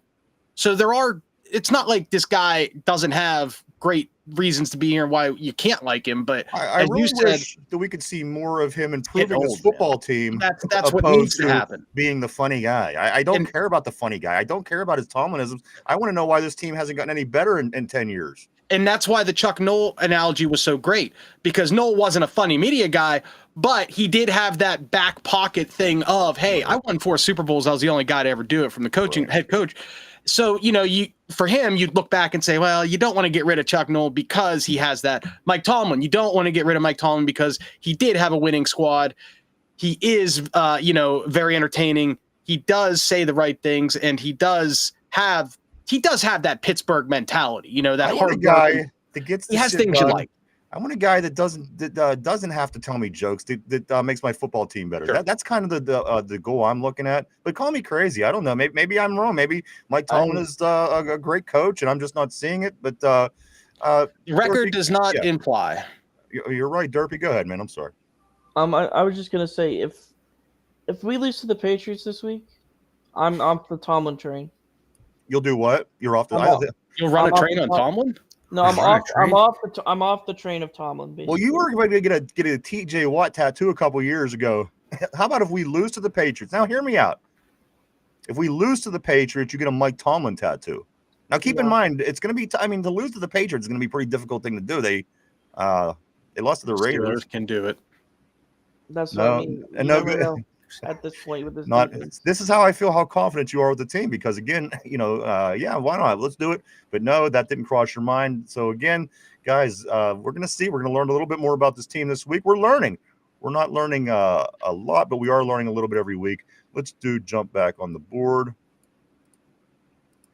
somewhere here. Okay, right here. Phyllis still says, fellas, talking about Tomlin won't work right now. Tomlin is the Teflon Don. You know what? I really feel that that's been the case for quite a few years. But again, as this continues, it just makes you wonder how long are they going to let it go? If he finishes 8-9 this year, does the conversation change? Yep. Okay, Mike, 8-9 this year. Does conversation start changing around the Berg? Okay. Easily. All right, fair enough. Mike says Wilson can't play inside runs. I know Wilson. Again, I think he was too early. Yes, he's very impressive. He's very active. He's all over the place. He's fast. He's energy. But again, I think he was, this guy they threw right in the start, basically. I wasn't a big fan of that, especially it's not consistent with the way that the Steelers generally bring their rookies on. And he wasn't a number 1 pick. He wasn't a first round guy. So he's rough. He's that pitcher that comes in the first time, throws it 100 miles an hour, but every ball is thrown way outside. You know he has potential. You can see he has potential. The guy's a football player. He has the ability. Yes, he has the ability to hit hard and make things happen, but he needs to corral it a bit, needs to refine his talent. Let me ask you guys this real quick before we do move on. Now, 3 years ago, Mike, they talked about this, and we talked about it ad nauseum on the show when it happened. And through these last 3 years, the Steelers, they want to resemble a physical football team, and they were going to start building their team as such. And they started with Broderick Jones. And of course, we know how that's going. We don't have to jump into what Broderick's got going on for him. But then they go and they build they bring in Zach Frazier. Of course, McCormick is starting. You draft Fatanu, number 1. You draft Derek Harmon with your number 1 pick, your first round pick. Mike, is this team starting to resemble, or is this team resembling anything to you? More of a physical team that like they identified they want to be 3 years ago. Is it any more of that than it was 3 years ago? No. That's my concern. What's going on? No. I agree. No, not even close. I agree. Let's see. Phil still says that John just put up a defensive numbers in the last 10 games, and defensive coordinator hasn't been fired. Maybe this season again. Maybe if an 8-9 season happens, maybe the heads will start rolling. It won't start with the top. I can tell you that. Terrell Austin will certainly be hacked way before Mike Tomlin. But again, we will continue. It's week 3, guys. We're going to learn more. We'll learn more Sunday. No two ways about it. Cody says Patrick Queen won me over last weekend. You know what? His heart won me over last weekend. The guy was obviously in pain. He got pulled from the game, went to the blue tent, came back out still in pain, and the guy still put his hat on a lot of plays that maybe a guy that's hurting wouldn't do. The heart of the guy impressed me last week. Again, just the overall ability we're going to have to continue to see. He's not the player. He wasn't the player last year that I thought he was going to be. He's not the player yet this year that I thought he was going to be when we brought him over from Baltimore. So again, we're continuing to learn a lot about this football team, guys. Mike says both weeks stunk on defense. Yeah, no two ways about it, Mike. No two ways about it, brother. Queen didn't do too much after hurt. You're right. The heart was the thing that got me. The fact that he even, some guys, they'll bail. Oh, guys, I have a tight this. I'm not playing. But this guy, again, you could tell obviously wincing a lot of the game, and he's still out there making big hits at least. That is what impressed me about Queen most. John says week 1 was luck. They didn't dominate either side of the ball. You're right. We could have lost week 1, providing 42-year-old Aaron Rodgers doesn't throw 4 touchdowns, which may be a farce that we're finding out. Well, again, we're learning. We could have very well been. We beat them guys 34-32. If they scored 32 on us, they could have beat us. Mike says facts. Mark Malone says we took an anal reaming to the tune of 30 points plus both weeks. Phil Steele says Steeler Freak, I'm just waiting. I don't know what these guys got going on over here on the board. Vegas says Jack reminds me of Mike Vrabel. In a way, yes, guys. Would you agree? Mike Vrabel-ish? I mean, Mike Vrabel was a bodybuilder who that was a whole different aspect of the game, but similar. I'm not sure. I don't know. It's hard to tell so far. You're right. It's hard to tell. We've only really seen Jack Sawyer play that half a game. Yeah. And in the playoffs, of course, last year's where everybody knows him from. I don't think a lot of people, if Ohio State didn't win the national championship last year, I think that conversations about Jack Sawyer are different. Because that's really what helped his draft stock was the way Absolutely. He played, and especially the championship game. Absolutely. Prior to that, I don't recall hearing much, but as closer they got to the championship, the more you heard about Jack. He's on our squad. He's wearing our colors. I support him. Let's do this, man. Corey says we are lacking talent on our D line. Benton does not belong on this team. We are lacking cohesion and communication on defense as a whole, which makes the offense panic to save the day. And not only Benton, guys, we just brought back DeMarvin Leal. How does that make you feel? We're trying to improve Warm the and problem. fuzzy. And that's part of the solution, apparently. It was DeMarvin Leal being brought back to being active, guys. John says that is Tomlin's D, not Austin's. Cody says Hurt Warner's a homo. Mike says Benton out of position. 300-pound nose guard ain't going to work. Field of Steel says Derpy sings Reunited to Ryan Derps. Finch playing Reunited by Peaches and Herb. I like it. It's funny that is a Peaches and Herb song. Oh, Jesus. That was Peaches' ex-husband's name, actually. It was Herb. Believe it or not. Until she killed him. Man, a lot of singing today. This is turning into Finch, man. We got to pull out that guitar pretty soon behind you there. Corey says that happens when you have to hire new guys on all levels. This is going to take time. I'm not tripping over it, but best believe we're about to rattle off some big wins. I just wonder how many times we're going to have to keep starting over. Again with Kenny Pickett, guys, that set us back a couple seasons. And, just all the moves we're making. It's kind of we're making one step forward, Mike, and this was said last week on the show, and you're seeing it. We're making one step forward and two steps back. Again, Kenny Pickett, that was supposed to be a step forward. It ended up being two steps back because then what was the next plan?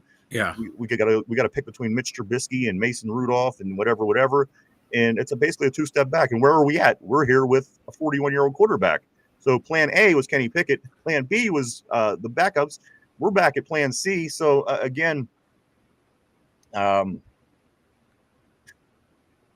has to stop. We have to keep moving forward if you want to be a good football team. Yes, problems are going to happen. Yes, you're going to come over hills and hurdles, but at some point you got to get better. Mike says who? I'm not sure who we're talking about there. John says Nagy is Austin in reverse. That isn't his O. It is Reed's. Mike says TJ needs to move. They do. They moved them 4 times. That's and again, maybe they'll do it more this weekend. Maybe. This is what they said during the offseason. TJ previously didn't want to move. Then all of a sudden he wanted to move. Now he's into moving. The team wants him to move. They did it 4 times in 2 games. So we'll continue to monitor that as well. I don't know how much 4 plays in 2 games worth of football matters, but maybe they were having a look. Maybe they're testing the waters. But I look for that number to go up a little bit, right? Yeah, and I noticed too with TJ Watt too, they're running more stunts and twists with him, where he's starts to run outside, swoops back into the middle. They're doing more of that, but the teams are there's still 3 to 4 guys on that side accounting for him and whoever's else lined up for him. So it's kind of a moot point at that point. There's still 2 guys that are ready for him, but someone else, if these guys are being double teamed, triple teamed on one side, someone else has to make a play. You're allowed to beat the guy across from you. You're allowed to overpower your man, but apparently not. They're not allowed to. Mike says Mike Karam says I don't know if he wants to move. We have to be team oriented. Mike also follows it up by saying not having an answer begins with coaching. I would agree. After 10 years of this just not coming together, it has to ultimately be coaching. John says teams will plan to audible and run the opposite side of TJ if action has a reaction. Mike says, how many years have we been hearing that about communication? You're right, dude. And that's the thing. They're starting to recycle. They're starting to recycle their excuses. And that's not a good look. Mike's saying Slay and Ramsey both slow. They are. They're getting burnt. And not only are they getting burnt, which it happens, but they're getting burnt by a rookie who not only made his first touchdown catch against him, but Jalen Ramsey covered the rookie that made his very first NFL catch, which happened to be a touchdown on the same exact play that Slay got burned on the week prior. And that was the play I was talking about where the communication breakdown. Slay was supposed to break off, allow Thornhill to pick up the crosser, and Ramsey and Slay were supposed to run a bracket coverage on Horton coming across, and Slay just kept running with his guy. They put that adjustment in there, like, hey, we know we're going to beat this side, so you're supposed to break off. Thornhill comes down. Thornhill read his key right. Slay did not. And that allowed that play to blow up in their face. Team of unks. Team of unks. John says the D has many issues. Old players who can't cover, drafting the wrong guys with no coaching development, and outdated schemes, and too stubborn to change. That is why we. You know what? Let's. I want to digest this real quick. Let's or not digest it, but dissect this. I'm sorry. So the defense, a lot of old players. They have a lot of old players. Drafting the wrong guys with no coaching development. The tackle that we started the whole getting physical team with has not been able to develop that well at all, if any. Talking about Broderick Jones. Check. Outdated schemes. New England made a comment this week that the Steelers have been running this same style for years, and this is how they were beating us for years. Outdated schemes? Check. Too stubborn to change. If this doesn't change year after year after year without success, only failure, check. And that finishes it up by saying this is why it can't be fixed now. Is this a lot deeper than we know, guys? Because again, this message, it says a lot, but you know what? It's saying a lot.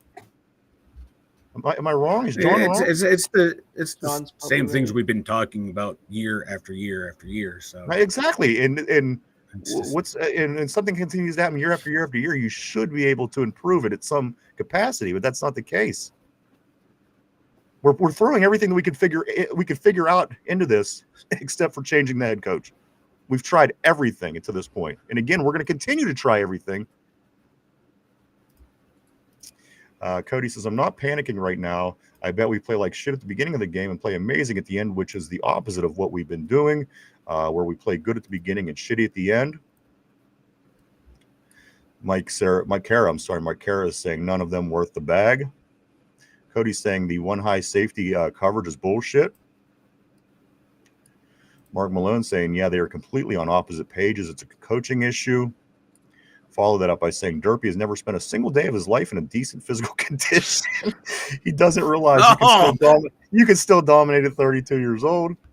Oh, not right. Damn. It's not right. Corner or freaking wide receiver. Mark Malone. No, I know some lot lizards that are 32 that can dominate, brother. All right, Mark Malone says more concerning to me is Tomlin's tainting of players that came here already developed by an actual NFL coach. Yeah, because Mike Tomlin's out there doing drills. This is what we got to do, Mike, because we have picks. We have to blow through these, and I appreciate all your lot lizard jokes, but we have to get through these, man. Okay, you get it, right? I'm not saying don't participate. See, now you're acting like a 4-year-old. Okay. Okay, so go ahead. So Corey says this. He says, I like his consistency. I guess that's slowly becoming hard to be okay with. As of now, I know I'm not getting a losing season, but every season we've had has been lost, so it depends on how you viewed it. Mark Malone says, look at what he did to Stinka. Oh, yeah, he would make it for sure. John says, 3 playoff wins in 13 years, folks. Who support Tomlin have a low standard. Fans are complaining about the chin and Noel, too. Yeah. Mike Karras says he's black and he's a BSer. That's why they like him. Sorry. I think it's probably true for some people. Mark Malone says, I wasn't half bad either. Speaking of Mark Malone, my man, was one of my favorite. Well, of course, in the 80s, we didn't have many to go by, but, we were looking for a replacement for Terry Bradshaw, Finch, and it was Mark Malone and Bubby Brister and Todd Blackledge and Cliff Stout. So, Phyllis Steele says, just time to move on. Rooney's don't have the balls to fire him. Mike Harris says, same quotes every year. Yep. John says Tomlin's comments aren't even close to the proper English or logical. The humor from the BS chirps is way past old. And we know chirps, right? Mike Harris says Bradshaw cheerleader. Mark Malone, Ben had his brains bashed in and cousin Eddie plates installed on his skull for Cowers last season. He should not have been playing. Field of Steel says the now Roonies are softies. John says MC, he was so right. Mike Kara is saying Rooney is not a football fan, really. Field of Steel says, fellas, Vanilla is turning red. Get off on the top Teflon Dawn. Vanilla, are you getting red? What's going on over there? I don't know. We talk about this subject every third. Well, I mean, it's kind of a problem that doesn't go away. That's how we do. It's just we all have said the same things over and Well, over. Mike, and if nothing no one has changes, no what new else can we? talking What we else? are the right We now. know the we're problem. right now we're acting like the team that we are criticizing, doing the same thing over and over and over again, and not changing. So Well, Mike, I just if get they a little ever bored fix with it. this, well, then don't talk about it. You I don't just have to get bored. I participate in just that get bored conversation with because it. just because you don't like this conversation, a lot of people obviously on the board still do. It's the same. And But everyone listen, has if the people are same tuning in comment to over listen and what we're over and talking over. about, You had the same comment over. I had the same comment. Derpy, we Mike, all has had the anything same changed over the topics past over 5 and over. years since we've had this conversation with the coach? No, So and everything obviously, has, and you're going to nothing still changed here. This continue. is stale and boring to me. Like we've Okay, so talked for about it whatever ad reason, now nauseam. you were a bowl of piss. So if you don't want to talk I'm not about a it, bowl of don't talk piss. about No, it. I'm just. It's just. Mike, you don't have to We talk go off about the it. rails You on don't. this. Mike, I make you one talk little about joke. lot Like, oh, we don't lizards got for time 40 for it, but we minutes. got time for We can all talk this about shit lot that we talk lizards for about forever. 40 minutes, but we got to talk about what's at hand, and it's the coaching is terrible. We've talked about it fucking ad nauseum all It hasn't last season. changed since Oh, then. Hasn't and now changed since last season, you it's dummy. boring and oh my god, Mike, it's has it so changed? Has anything boring. been fixed? Let's see. Mike, can you answer my question? Has anything been fixed with the coach since we started No, and talking we about it? said this, So and you we have to said this continue ad to talk nauseum. about it This so is things can get boring. fixed. Okay. Mike, please don't talk about I'm it. here then. to talk about NFL picks, and we talked about Tomlin, which we talked We're about not him at all the week. picks part of the show yet, Mike, but we didn't have to listen. If you would have stopped the board 30 more times talking about lizards, we would have never got to the end. I want to get through the board. I made one fucking comment Mike, we're about going to it. go back Okay, and I'll show cool. you how many times that you jump in with these lizard comments. Mike, getting through the board is necessary. Hearing lizard comments isn't. I want to hear what these people have to say, and obviously they want to talk about the coach not being good and things not changing. So you're complaining about what everybody's talking about. Don't participate. I'm sorry that I find it boring. Well, that's on you. Nobody else is. So don't talk about it then. Drink your water, and you'll be fine. I don't understand. I mean, if you don't want to talk about the Steelers, and again, this is a problem that hasn't gone away since we started talking about it. So it's still a problem. So we're still talking about it. If they fix this problem, guess what? It goes away all the time. If they fix the problem, it goes away. Okay, say all the time 53 times. Now listen to me. If they fix this problem, we'll stop talking about it. All the time. Otherwise, we have to continue to talk about it. We have to, because it's the biggest problem. Like I'm just gonna cut up all the sound bites I've ever had to say about this topic, and then when we talk about Tomlin for an entire show, all right, listen. We'll just have my comments. I can't continue to argue with you because again, we do have things to do. Annoying. And again, I have Mike. It's Steeler conversation. Love it or leave it. That's all I got to say. Oh, cool. I can leave it. Go ahead. Clock out, man. We'll finish up here. Sticky right, cool. B. What you know about Sticky B? He says Andy Reid left Philly, and we see how that worked out for the Chiefs. The next team for Tomlin would be hoping for the same thing. John says 8 years without a playoff win is a new ugly record since the playoff Super Bowl era in '67. His lean years are worse than Knowles and Cowers. No more excuses. And again, this is the longest period of time the Steelers went without winning a playoff game. I think these are warranted conversations. Until something changes, this is certainly a big topic in Pittsburgh, and it will continue to be talked about. I don't understand, if people are talking about it, obviously you think it's boring, but the other 99% are talking about it. So I'll stop because Mike doesn't like it. Because he wants to talk about a lizard. Over and over. I'm sorry, I provide a little aside here for everyone. Well, early on in the show, it's fine. But again, Mike, we have a lot of messages to get through, and don't we have picks, as you just mentioned? So I'm trying to get to that point. And you're continuing to argue with me on this about something that 99% of the people want to talk about. So why are we even having the argument? I don't know, man. You're all the one all full piss and vinegar. I'm not, Mike. I'm in a great mood. I'm going to be honest with you. I'm in a fine mood. I'm in a damn good mood. I just was. Mike, no, you're not, because I could go back and play the last 3 minutes and show you that you're not. I'm in a damn good mood. I'm just bored with the conversation Right, at the topic. I'm That's ready for all. picks, that's the easiest fix. Just don't participate in it. Right here, Phyllis Steele says the buddy system in a working environment doesn't work. Mike Cara, at least Jerry Jones is a football fan, not Rooney. That's interesting. I know Rooney's that are Ravens fans, which is interesting to me. John says the most expensive D that can't stop shit. It is the head coach and his outdated mindset. Again, it popped up in conversation. There you go. It wasn't even me. Phyllis Steele says Steeler freak Nolan Cowher had AFC championship appearances. Teflon Don, only 2. One with the Chins boys. For 20 years, you would think that he should have gotten something a little bit more. I would agree. Also, he says Steeler freak, both Teflon Don AFC championship games. The super team was with Chin's boys. My bad. Also, Quick comment. Yeah, go ahead. To be fair, most of those years, the AFC was very stout. Absolutely. So it wasn't like, I mean, granted, we did lose games to teams we shouldn't have lost to in the playoffs. Okay, don't get me wrong. But that doesn't mean we would have made it to the following round and the following round after that. You know what I mean? The AFC for that 15-year period really was absolutely dominant. And the Steelers were part of that, obviously. So, I mean, there is really great competition that he worried about as well. So, Mark Malone says, less now. Yeah, Queen nutted up. Phyllis Dill says, Ryan, I'm waiting.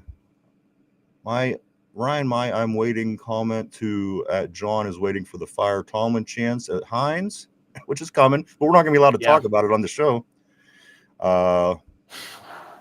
John says, feel yet another fact that supports my Tomlin has to go argument. I wrote it is his pigment, not performance, which is why he's still here. I stand by that. And you know what? You're not the only person. Again, it's an argument that people have. And early on, I thought it was kind of an effed up argument. But now you're starting to wonder, this guy might have been fired many times, but again, he's making the 500. That's obviously is what the goal is for Pittsburgh. But I don't, that's not the way I look at it, but I agree that it's definitely a factor somewhere.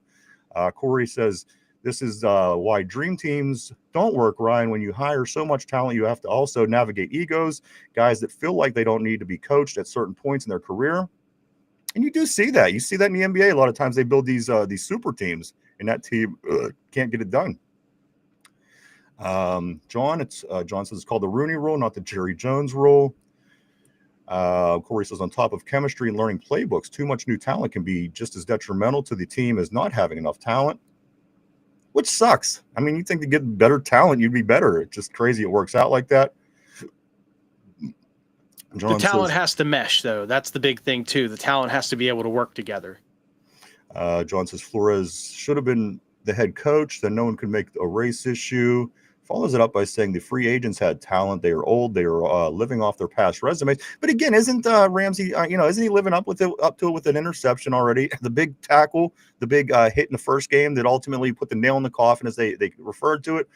So I think Jalen Ramsey's playing out of his mind. He's playing better than anybody we've had at cornerback in a long time. So, yes, he gave up a touchdown to the rookie, but I got to be honest with you, everything else he brings to the table, he's bringing it. Jalen Ramsey looks, for the most part, he looks like the best thing going on out there a lot of times on the defense. You got to like that. He's the player we've been screaming for 10 years. You're right.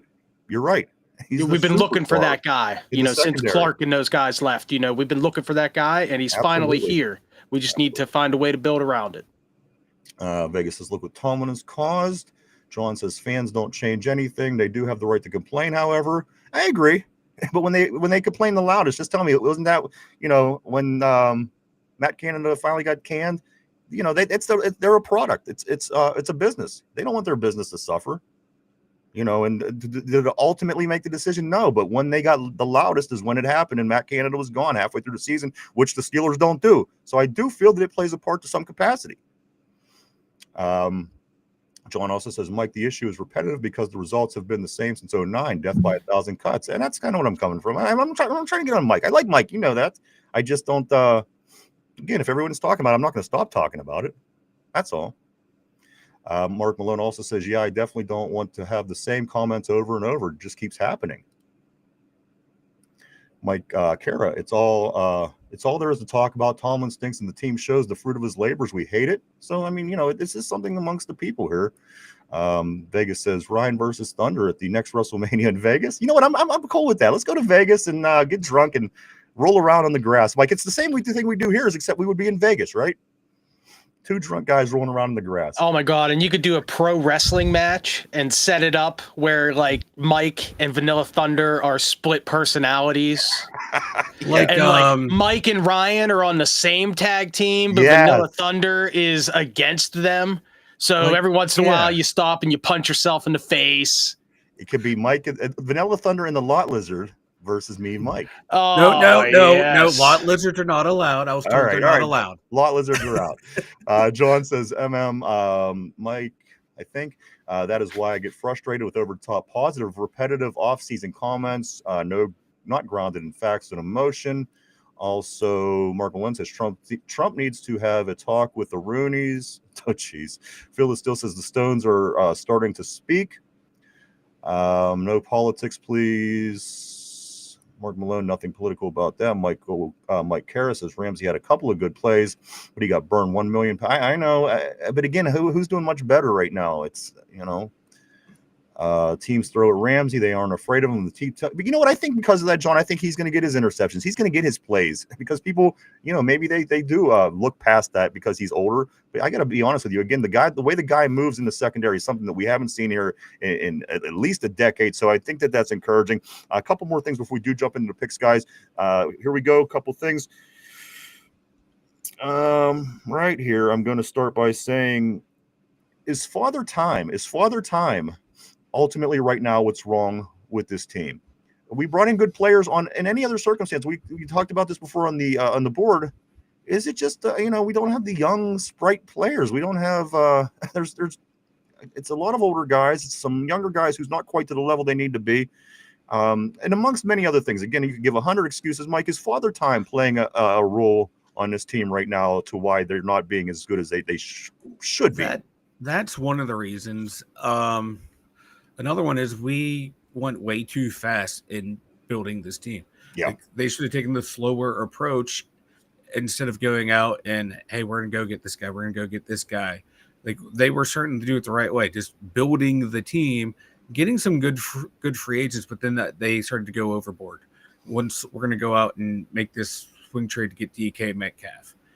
We're going to go out and get who do we get after him? We're going to go out and get Jalen Ramsey and Jonnu Smith. Right. We went way too aggressive. I like the aggressive, but these are moves you made once you have like another 2 good drafts under you, get your quarterback in place, and you go out and get your weapon. And you kind of have a good foundation, because right now our foundation is kind of cracked. And until you fix the cracked foundation, going out and buying all these decorations to hang on the wall, it's not going to make the house pretty if the foundation is cracked. You're going to have problems. Yeah. Maybe that's a case of what we're seeing here as well. John also says Ramsey as a tackler is still there. As a cover guy, not so much. He will be picked on all season. And for that reason, I think that's why he's going to get his numbers. He's going to get interceptions because, guys are going to throw at him for this reason. He's going to show them that he still has it. Whether he is declining, whether he isn't, I think he still gets numbers. The great Jalen Ramsey that you've seen in the Super Bowl, probably not. The great Jalen Ramsey you've seen prior to that, probably not. But for what it is, I think he's going to get his numbers. Let me move on. 2 more things, then we are going to get into these picks, guys. Finch, I'm going to come to you on this one. Big Ben Roethlisberger. Big Ben Roethlisberger says there's a chance the Steelers don't play Caleb Johnson the rest of this season. After the mistake he made, he is a rookie. He's got to be learning more before he gets any more opportunities. Big Ben is saying that there's a chance Caleb Johnson doesn't play for the rest of the season. I personally think that he does. Finch, what do you think about what Big Ben said? I think that he does too. But that to me is more of a Bill Cowher mentality. I could see Bill Cowher benching that guy. Right. Mike Tomlin, I could see him benching him a couple of games, and then once Caleb proves himself in practice, giving him another shot. All right, Derpy, this last one comes to you, and then we are getting into the picks for the week, guys. Derpy, Mike Tomlin confirms the Steelers thought about using the tush push. I'm not sure that we're equipped to use the tush push, but Derpy, are you on board if the Steelers would decide to use the tush push to finish a drive, maybe get into the end zone or at least a first down when you need it? Derpy, the tush push in Pittsburgh. Do you like this idea, and would it work? If it helps us win a Super Bowl, I'm okay with it. But Push my ass all the way to San Francisco. If that's the case. I mean, is Aunt Peaches doing the pushing? Look, at Finch even said on the board too. He says Derpy is always down to push the tush. So I was going to make a lot lizard joke there, but I didn't want to get yelled at, boys. You get the point, though. And Mike and I we'll joke about this for a while because it is stupid. I guarantee you, after the show, we're like, dude. There'll be ass slapping going on a lot. You know where it comes from, brother. You know where. 2 quick comments here on the board left, and then we're going to get into these picks, guys. Cody says, when you guys talk about these guys being old, like the 30-32, he says, I'm 30. I feel the best shape in my entire life. You're right. At 30 years old, you are pretty much between 22 and 30. Those are your best years. Right. I would concur. John says Mike is correct. The old free agents should be backfills, not starters. No, not building your team around these guys. Yeah. You should have a foundation and add to with this kind of talent. No young depth due to ass drafts for years. And finally, the tush push on 43-year-old Rodgers will crack his back. That's why you go Darnell Washington. The way Seattle used their tight end, go ahead and use Big Mount Washington. Just have Washington fall forward. There's literally no way to stop the man from falling forward. He's 13 he's a feet fucking tall. giant. Yeah. You know.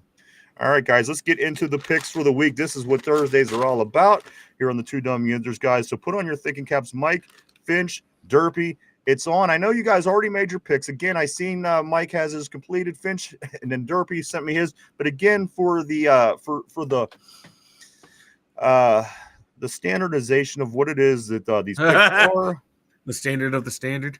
The standard of the standard, if you will. Standard of the standard. We are going to place our picks. I got to get my scoreboard ready as we're going to go Derpy first because he finished in the lowest. I think Finch would have been next, and then Mike would have been the highest. So this is going to be the order that we're going to ask the games in to do our picks, guys. Week 3 starts tonight. And again, don't forget, if you are involved in the CBS Pick'em, make sure you get in there and get your picks in before the game tonight between Buffalo and Miami. You don't want to miss out on that win. Or you could take Miami, whatever you want to do. Guys, let's start. Derpy, starting with you. Here we go. Picks of the week, Thursday, pick day. Let's go. Derpy, The Dolphins at the Buffalo Bills. Derpy, the Dolphins at the Buffalo Bills. Who do you like in this one? The Dolphins are terrible. The Dolphins? Okay, I got Derpy down No. Damn, that's All right. ballsy, Derpy. Give me the Bills. All right. Yeah. See, this is why I get mad when Derpy's not here, because I like Derpy. We have fun. We with love the Derpy. banter. We love the way you yell at me on the show. That's how you yell at Derpy behind closed doors. Yeah. I've seen it. But Jay, you guys still make me smile, and damn it, I like him. Listen, all right, so Finch, we're going to come to you on this next one. Finch, the Dolphins at the Bills. I can't imagine anybody's taking Miami. Can I just go across the board with this one and write the Bills down? Do it. Yeah. All right, Mike, is that fair for you as well? Oh, yeah, Okay. definitely Miami. All right, guys. Definitely not I got Miami. Mike and Derpy down. Mike and Derpy are down on the underdog. God damn it! See, this is what happens. No, you When I guys get are all all down. you during the show. Bills. And the thing, we're not gonna do you unfair. So you guys are all marked down for the Bills. Yeah, I got the Bills, brother. All right, so that's tonight, 8:15, guys. Week 3 starts tonight. 1 o'clock on Sunday. The games look like this: Cincinnati at Minnesota. Neither of these teams have their starting quarterbacks. Derpy, both quarterbacks out with injury. Cincinnati at Minnesota. Who do you like? God, this game is gonna suck so bad. So bad, dude. The fact of the matter, it should be a good game just because both quarterbacks aren't going to be the starting quarterback. So That's it true. should, Even the matchup a little bit. right. Who do you like, Derpy? Do you like Cincinnati or do you like Minnesota? Unfortunately, give me the Bengals because their backup quarterback didn't look that bad. So you're saying the Bengals could possibly start 3-0? Yeah. Okay. Finch, I'm going to come to you with the same question. The Bengals at the Vikings. This game's in Minnesota. It's a 1 o'clock Sunday game, which means in Minnesota it's going to be earlier. Anyway, you slice it, Bengals and Vikings. Finch. I agree that it's going to be kind of a poo game, but you know what? I'm going to give Minnesota the edge on this one. They've showed me that they can play some solid football. Let's do it, Minnesota. All right, Mike.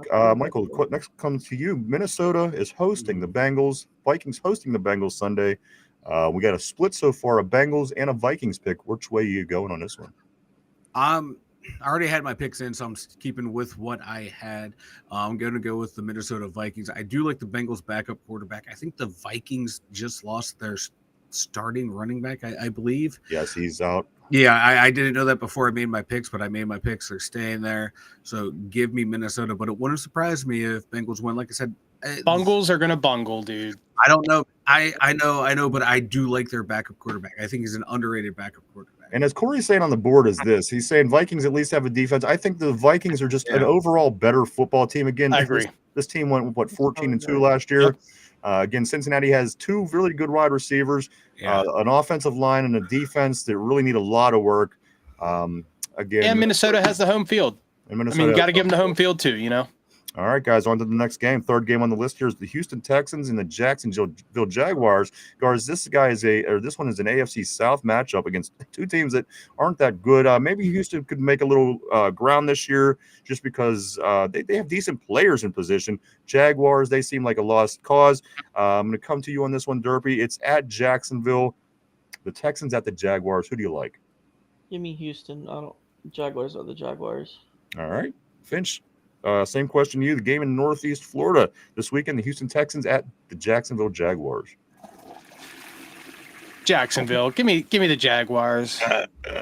All right. And Mike, same with you. Texans at the Jaguars.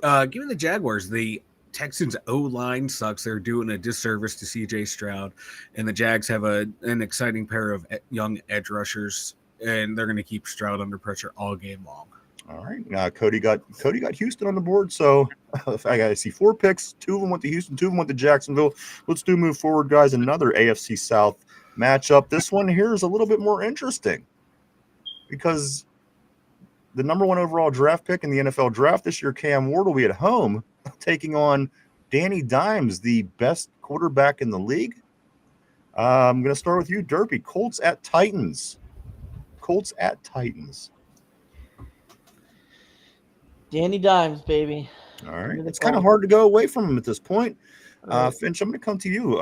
Colts at Titans. I am riding Danny Dimes like a lot lizard at Vanilla Thunder's house, baby. That's right. Give me the Colts. All right. I'm about to make a joke. Speaking of the devil, Mike, Colts at the Titans. Who do you like? Yeah, I'm taking the Colts. They have a much better overall team than the Titans have. The Titans might not win a game this year, and that's not on Cam Ward.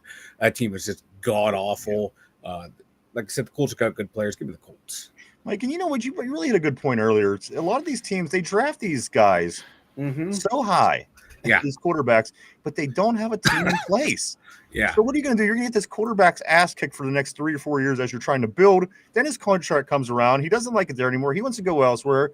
He's going to make a shitload of money because he's actually a good quarterback. So teams that have a foundation come along to pick a guy up like him and make it happen. It really makes no sense for these teams that stink to go after these high-end quarterbacks, because you're just missing so much. And those quarterbacks always get beat up in those first few years. It's a recipe for disaster. Look at Caleb last year for the Bears. I mean, there's so many examples of Tim Couch back in the day. I mean, all these guys just take, 50, 60, 70 sacks a game because there's no team built around the quarterback. Like, maybe that's why the system is the way that it is. That's why they set it up this way, because you don't want the best guys going to the best teams and the worst guys going to the worst teams. That's true. So maybe this is how the NFL keeps things equal. You don't want your number 30 pick with an excellent offensive line, an excellent running back to also get that quarterback and dominate for 10 years. What I would do, I would go, if I identify a quarterback, I'm going to go get him. Then I'm going to go get in free agency or through a trade an older quarterback who plays the similar style of the quarterback I just drafted. You're going to go out there. You're going to start every game. My quarterback's going to sit behind you and learn from you. And I'm going to let you get your ass beat while I'm trying to assemble my offensive line. I'm getting the old man killed. And a lot of times, Mike, this is the case. These guys, they come up and we're like, oh, this guy didn't make a good transition over to the pros. Well, I mean, he put them on a terrible team. Most people can't. There's reason why, like, you're picking first overall, because your organization sucks, doesn't know what you're doing. Very rarely do you see that number 1 overall pick go on to have a truly Hall of Fame career and win Super Bowls. It's especially going to one of these terrible teams. Matt Stafford. Okay. Guys, next game on the board is the Las Vegas, the hated Raiders. Yeah, Raiders. However, they're traveling across the country to take on the Washington Commanders. But the Commanders having a little bit quarterback issue here, guys. This is the only thing that's keeping me from picking the Commanders week to week is the issues. They're having these injuries with the injury issue, obviously, with the quarterback. But, guys, let's start with this game now. The Raiders at the Commanders. Derpy, who do you like? Isn't it Geno Smith, right? Yeah. Geno Smith. Give me Geno Smith and the Raiders. Interesting. Finch, coming to you. Same question. Raiders at the Commanders. I almost want to pull a Derpy here and just copy his pick. Oh, you could do that. But I'm not going to do it because I'm not that guy. I still think Washington wins the game, although I wouldn't be shocked if Las Vegas does it. Yeah. Who's even their quarterback? Washington's? Yeah, their backup. I forget Marcus Mariota. Mariota. Mariota. Yeah. Mike, same Experience. question for you. Yeah. Las Vegas at Washington. I'm gonna take Washington. Watching highlights of that Vegas O line, my God, are they god awful? Genty leads the league in running backs in yak. He has 26 yards of yak and only 3 receiving yards. That's how far behind the line he's catching the ball. That offensive line sucks. And I like the Commanders front 7. Our boy Bobby Wagner. Yeah, I'm taking the Commanders. I would love to have Bobby Wagner. He's in a goddamn time machine. He is in a time machine. And you know what? 2 years ago, when we talked about that, we were like, Mike, is he starting to get a little old? But now, seeing 2 years later in Washington, continuing to play the way he's played his whole career, I would have loved to make that move. They cryogenically freeze him in the offseason. Yeah. Him on Demolition Man. It was him and Sylvester Stallone and Wesley Snipes. They all got frozen. They get frozen and they come out ready to go. Does he know about the seashells? You know what? Nobody knows about the seashells. He doesn't know how to use the seashells. Nobody knows how to use the seashells. Next game, guys, is this. 2 Super Bowl winners over the past, I think, 5 years, guys. The Eagles and the Rams. The Eagles are hosting this one. Derpy, the Rams at the Eagles.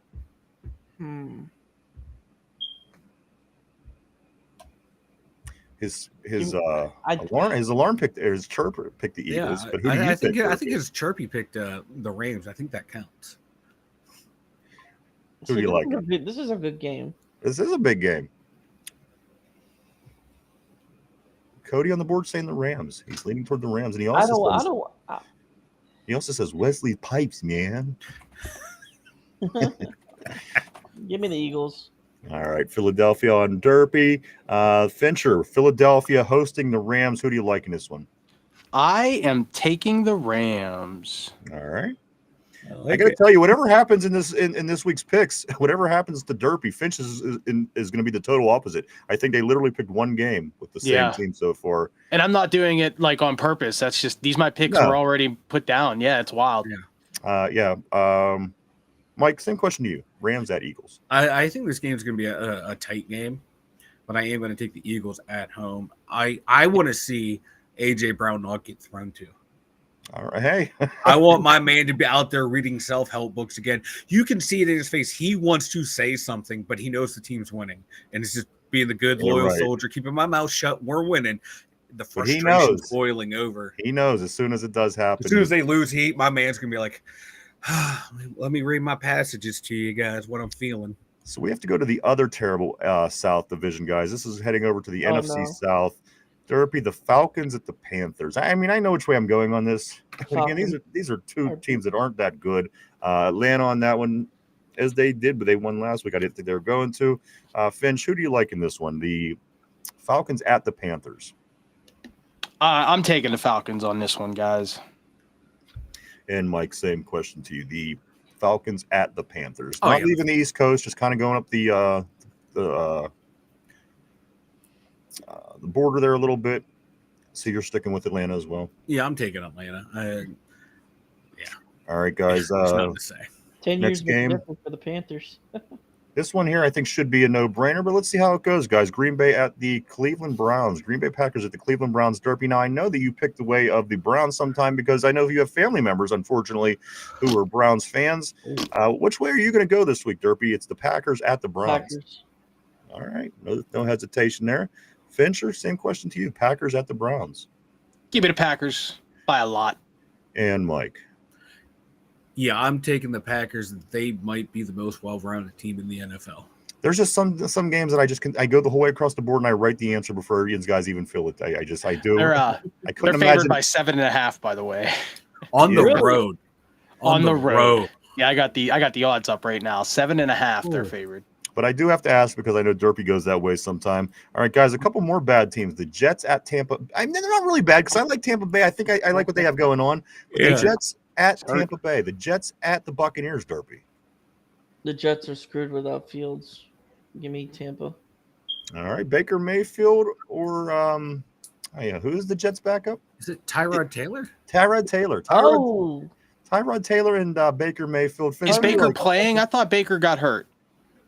I don't think. I might be wrong about that. Maybe I'm. I don't think. No, he was down Dude started jawing to him, and Yeah, Baker he jumped on he resurrected like Lazarus and got up. But he is his okay face. though, so he is playing. Yeah, for This guy sure. has so many resurrections. He really I mean, I'm does. still taking Tampa Bay, but I just was curious. And Mike, to you, same question. Jets at Tampa Bay. Oh, give me The Jets Tampa Bay. almost beat us, guys. The Jets almost beat us. All Yeah, right, we Tampa Bay. suck. Guys, next game on the list, we're going out west for the AFC game. Mike, Derpy, Broncos at the Chargers. Now, this one was tough for me. When I was trying to put my picks together, the Chargers and the Broncos, I really seen a lot in this game that it makes me think that this is going to be a good one. Derpy, Broncos at Chargers. I'm going with the Chargers. All right. Fincher, the Broncos at the Chargers. I think the Chargers are this year's Cinderella team. Them and Indianapolis both are very good and better than any of us, I think, really thought. Except you, Ryan. You picked the Chargers earlier this year. You said high things about them. So you want to know what would be interesting seeing a Chargers? I and like Colts, the Chargers in this. A Chargers and Colts AFC Championship. Hey, man, if it can't be the Steelers, I would root for that. Me too. Mike, I'm going to come to you with this one. The Chargers are hosting the Broncos again. A lot you've seen from the Broncos last year made you think that they're moving in the right direction. The defense was really good. The quarterback played out of his mind for a rookie, but you're not seeing it so much just yet, at least early on. Of course, they lost to the Steelers early on last year, so basically the same kind of start for the Broncos. You might see that team unfold again. Mike, this game this week, it's at LA. Broncos at Chargers. Who do you like? I'm taking the Chargers. Broncos O-line is playing really well in pass protection, and I know Khalil Mack got injured last week, but I'm still taking the Chargers. I think Herbie finds a way to win. I like what's going on down there. Derpy, back to you. The Saints at the Seahawks. I mean, we've seen the Seahawks. I think this one comes down to quarterback play. I think that Sam Darnold versus whatever the hell they have going on in New Orleans is the difference in this one. But Derpy, go ahead. The Saints going to Seattle. What an easy win for the Seahawks. Give me the Seahawks. Okay. The Saints are so bad. The Saints going to win a game. They haven't won yet, right? No, they're 0-2. They're gonna win a game. I haven't seen any team so far this season that I think that the Saints could possibly beat. I'm going to be honest with you. We'll continue to follow that as we move along. Finch. Saints at Seahawks. I am taking the Seahawks as well. They are also favored by 7.5. Saints are bad. Eesh. They're really bad. Eesh. Mike, the same one for you, brother. Saints, Seahawks. give me the Seahawks. The Saints suck. They have no NFL quarterback on their roster. They really suck. don't. And you know what? How unfortunate, because they did have Derek Carr, who was good enough to be a low-end starting quarterback in this league, certainly at this point in his career. But they lost that even. Young guys coming up. We'll see how much of a difference that makes over the next few years. Guys, this one's going to come to – the next game is going to be an NFC matchup between the Cowboys and the Bears. The Cowboys and the Bears. The Cowboys have been somewhat struggling so far. And the Bears, they still need a win. Derpy, Cowboys traveling to Chicago. Who do you like, the Cowboys or the Bears? I think the Cowboys could put up 60 against the Bears, honestly, with their offense. So give me the Cowboys. All right, Finch. Anything different from you? Are you going to go with Tim's Bears this week just to support your good friend? I'm wondering if this is the way you're going to go. Let's make a quick detour real fast. The Bears is Tim's team, and they are freaking garbage. And Tim has been dealing with some stress issues, so he hasn't been watching the football games. He's just been watching the scores and highlights and stuff. He sent me a text the other day, a picture of the Titans logo, and it said, "This is who I'm rooting for the rest of the year." I'm not Titans. That's even better. Texans. Now, he's a fan of the other Houston teams, like the Rockets and the Astros especially. He's been an Astros fan for a long time. But he switched it up, dude. And as soon as he said that, I was like, you know what? I no longer feel like I need to defend the Bears in any way possible. F the Bears. All right. I hate the Cowboys so much. but they are the superior team in this matchup. So give me Du Bois over the Bears. Let me ask you this: has Tim ever been to Houston? Is that what his thing is, or did he just pick? His son is in the Air Force in, I believe, San Antonio. So he has made trips to Texas back and forth and stuff, and has been in the area. So he's always been an Astros fan. He's a huge Nolan Ryan fan. I always recall seeing the Astros hat a lot. Yeah. He definitely is an Astros fan. Go after an old Houston Oilers hat. That would be a nice hat. Oh, he's a big Oilers fan. He loved the Oilers. In fact, he is vehemently upset every year when Tennessee goes to play at Houston and they do the Oilers throwbacks. Me too. And he gets legitimately upset about it. And I explain to him every time, like, dude, Houston doesn't have the rights to that franchise. It's not the same franchise, it's like selling a business, Right. But he doesn't care. And I'm with you guys on that one. I think that is like a dirty trick. Should the Ravens wear the Browns uniforms one year for a throwback uniform? But they don't have the rights to the franchise. The city of Cleveland and the current Browns do. And it makes you wonder. They gave up those rights in 1996, so technically they shouldn't be able to. But as you would eventually get back to a throwback game to what you want to wear a throwback uniform, how would the Ravens approach that? Because they're legally it's not really much different than their current uniform. Yeah. Yeah. What I'm saying is should be the Browns, basically, other than that. So, Mike, we're going to come to you on this one. The guys both picked the boys. Dallas at Chicago, Mike. Yeah. This is 425, sorry. They make it a clean sweep there. George Pickens breakout game. Okay. Still waiting on that down there. Because otherwise, him and A.J. Brown are competing for who's going to crash out first. All right. I vote for George Pickens first. Yeah, I think so. I think that's the safe money there, brother. All right, guys, to the next one. We're going to another 425, and then we're going to head into some night games. And then, of course, we still have our Steelers.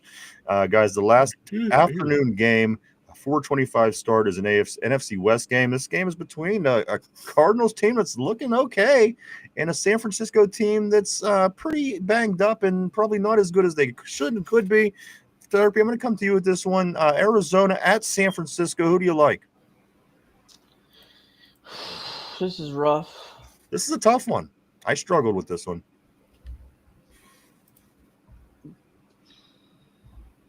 Is it at 49ers? Yes. Do you know who the quarterback is? The same guy who it was last week, Derpy, Mac Jones. Mac Jones? Mac Jones? Yeah.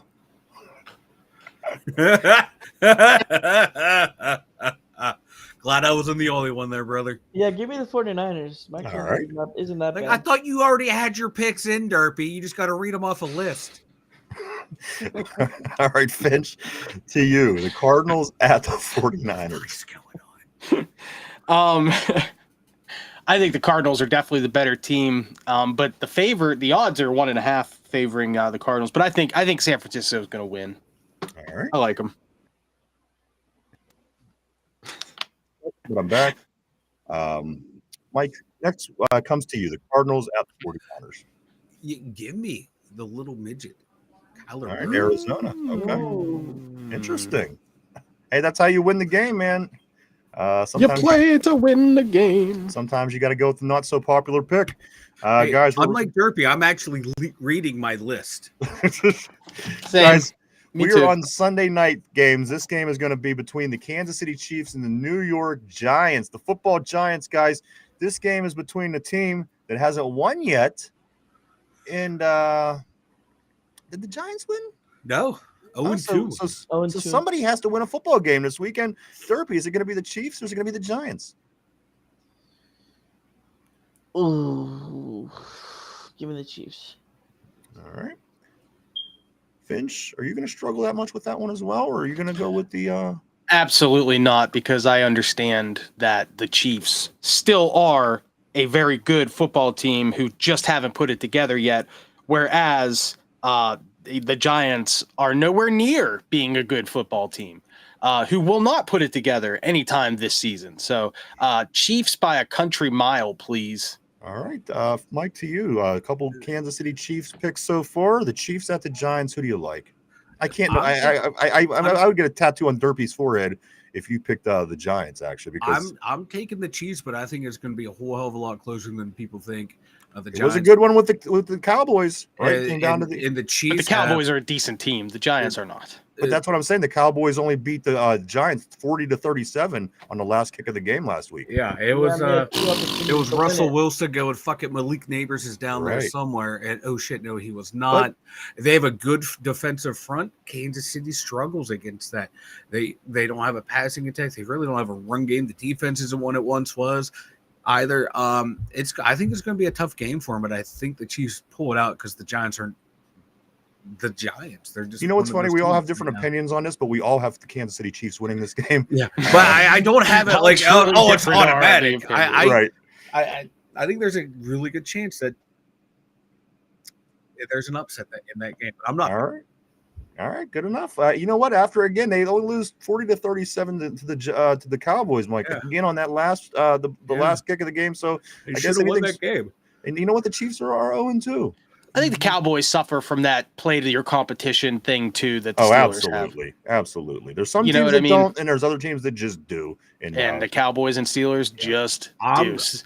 I'm just kind of like, if the Chiefs fall to 0-3, oh boy, because I'm starting to see Chiefs fans start to turn against Andy Reid and Mahomes. Oh, really?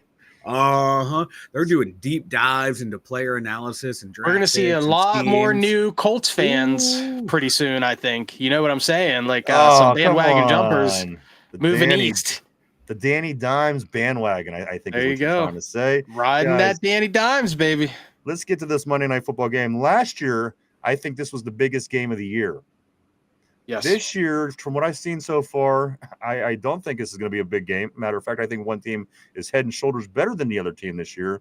I'm going to come to you, Derpy, for the Monday Night Football game. Again, this is the last one of the week. This could be the big difference in your picks, guys. So think this one through. The Lions at the Ravens. Again, last year, marquee game. This year, not yet at least, guys. Derpy, Lions at the Ravens. I hate to do it, but give me the Ravens. All right. And the thing is, you don't want them to win. You're just trying to win for yourself, and it's totally understandable. So Derpy takes the Ravens. Fincher, same question with you. Last year, this could have been your Super Bowl. It could have been your Super Bowl last year. Had a couple things went a different way, but Lions at Ravens. Finch. Yeah, the Ravens, I think, are clearly the better team this season right now as we speak. So give me the Baltimore poopy Ravens. I haven't seen anybody yet this year stop Derrick Henry. So until he is stopped, I'm gonna continue. Dude is an absolute monster, man. Ravens the Ravens are now what the Steelers were 25 years ago. Yeah. They always have a running back, and whoever they plug in there, it just works. It just works. And you know what they got going is going good for them. They have flaws. Like everybody else, they have flaws, but again, they have a lot going good for them. And you know what? It started early. It's not taking them a couple weeks to get warmed up like a few of these other teams, Kansas City's teams like this, Dallas for that matter. They come in hot, buddy. Right out the cut. Mike, what did they come in like? Hot like a what? Hot like a meth needle on the first of the month. That's right, baby. I thought he was going to throw a lot lizard in there somewhere. Nope. I'm not allowed anymore. You are. Oh yeah, yes. Everyone else can. Phil is still saying I will never pick the Ratbirds. Mike, with that being said, I do too. Absolutely. Phil doesn't have a Permani sandwich on the line though. So talk to me when there's food on the line there, bucko.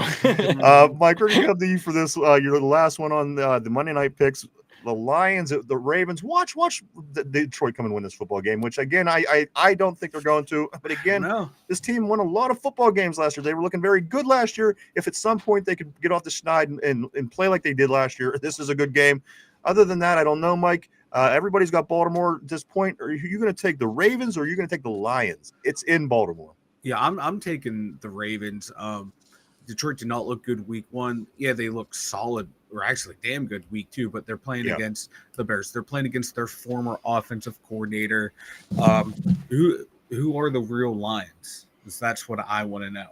Yeah, you're right, Dirt. Baltimore, minus a Derrick Henry fumble. When's the last time we saw him fumble? I know. They should be 2-0. They do find a way to step on their own dick, but they don't usually do that against the NFC. No, I would usually agree. Against the AFC and the Steelers.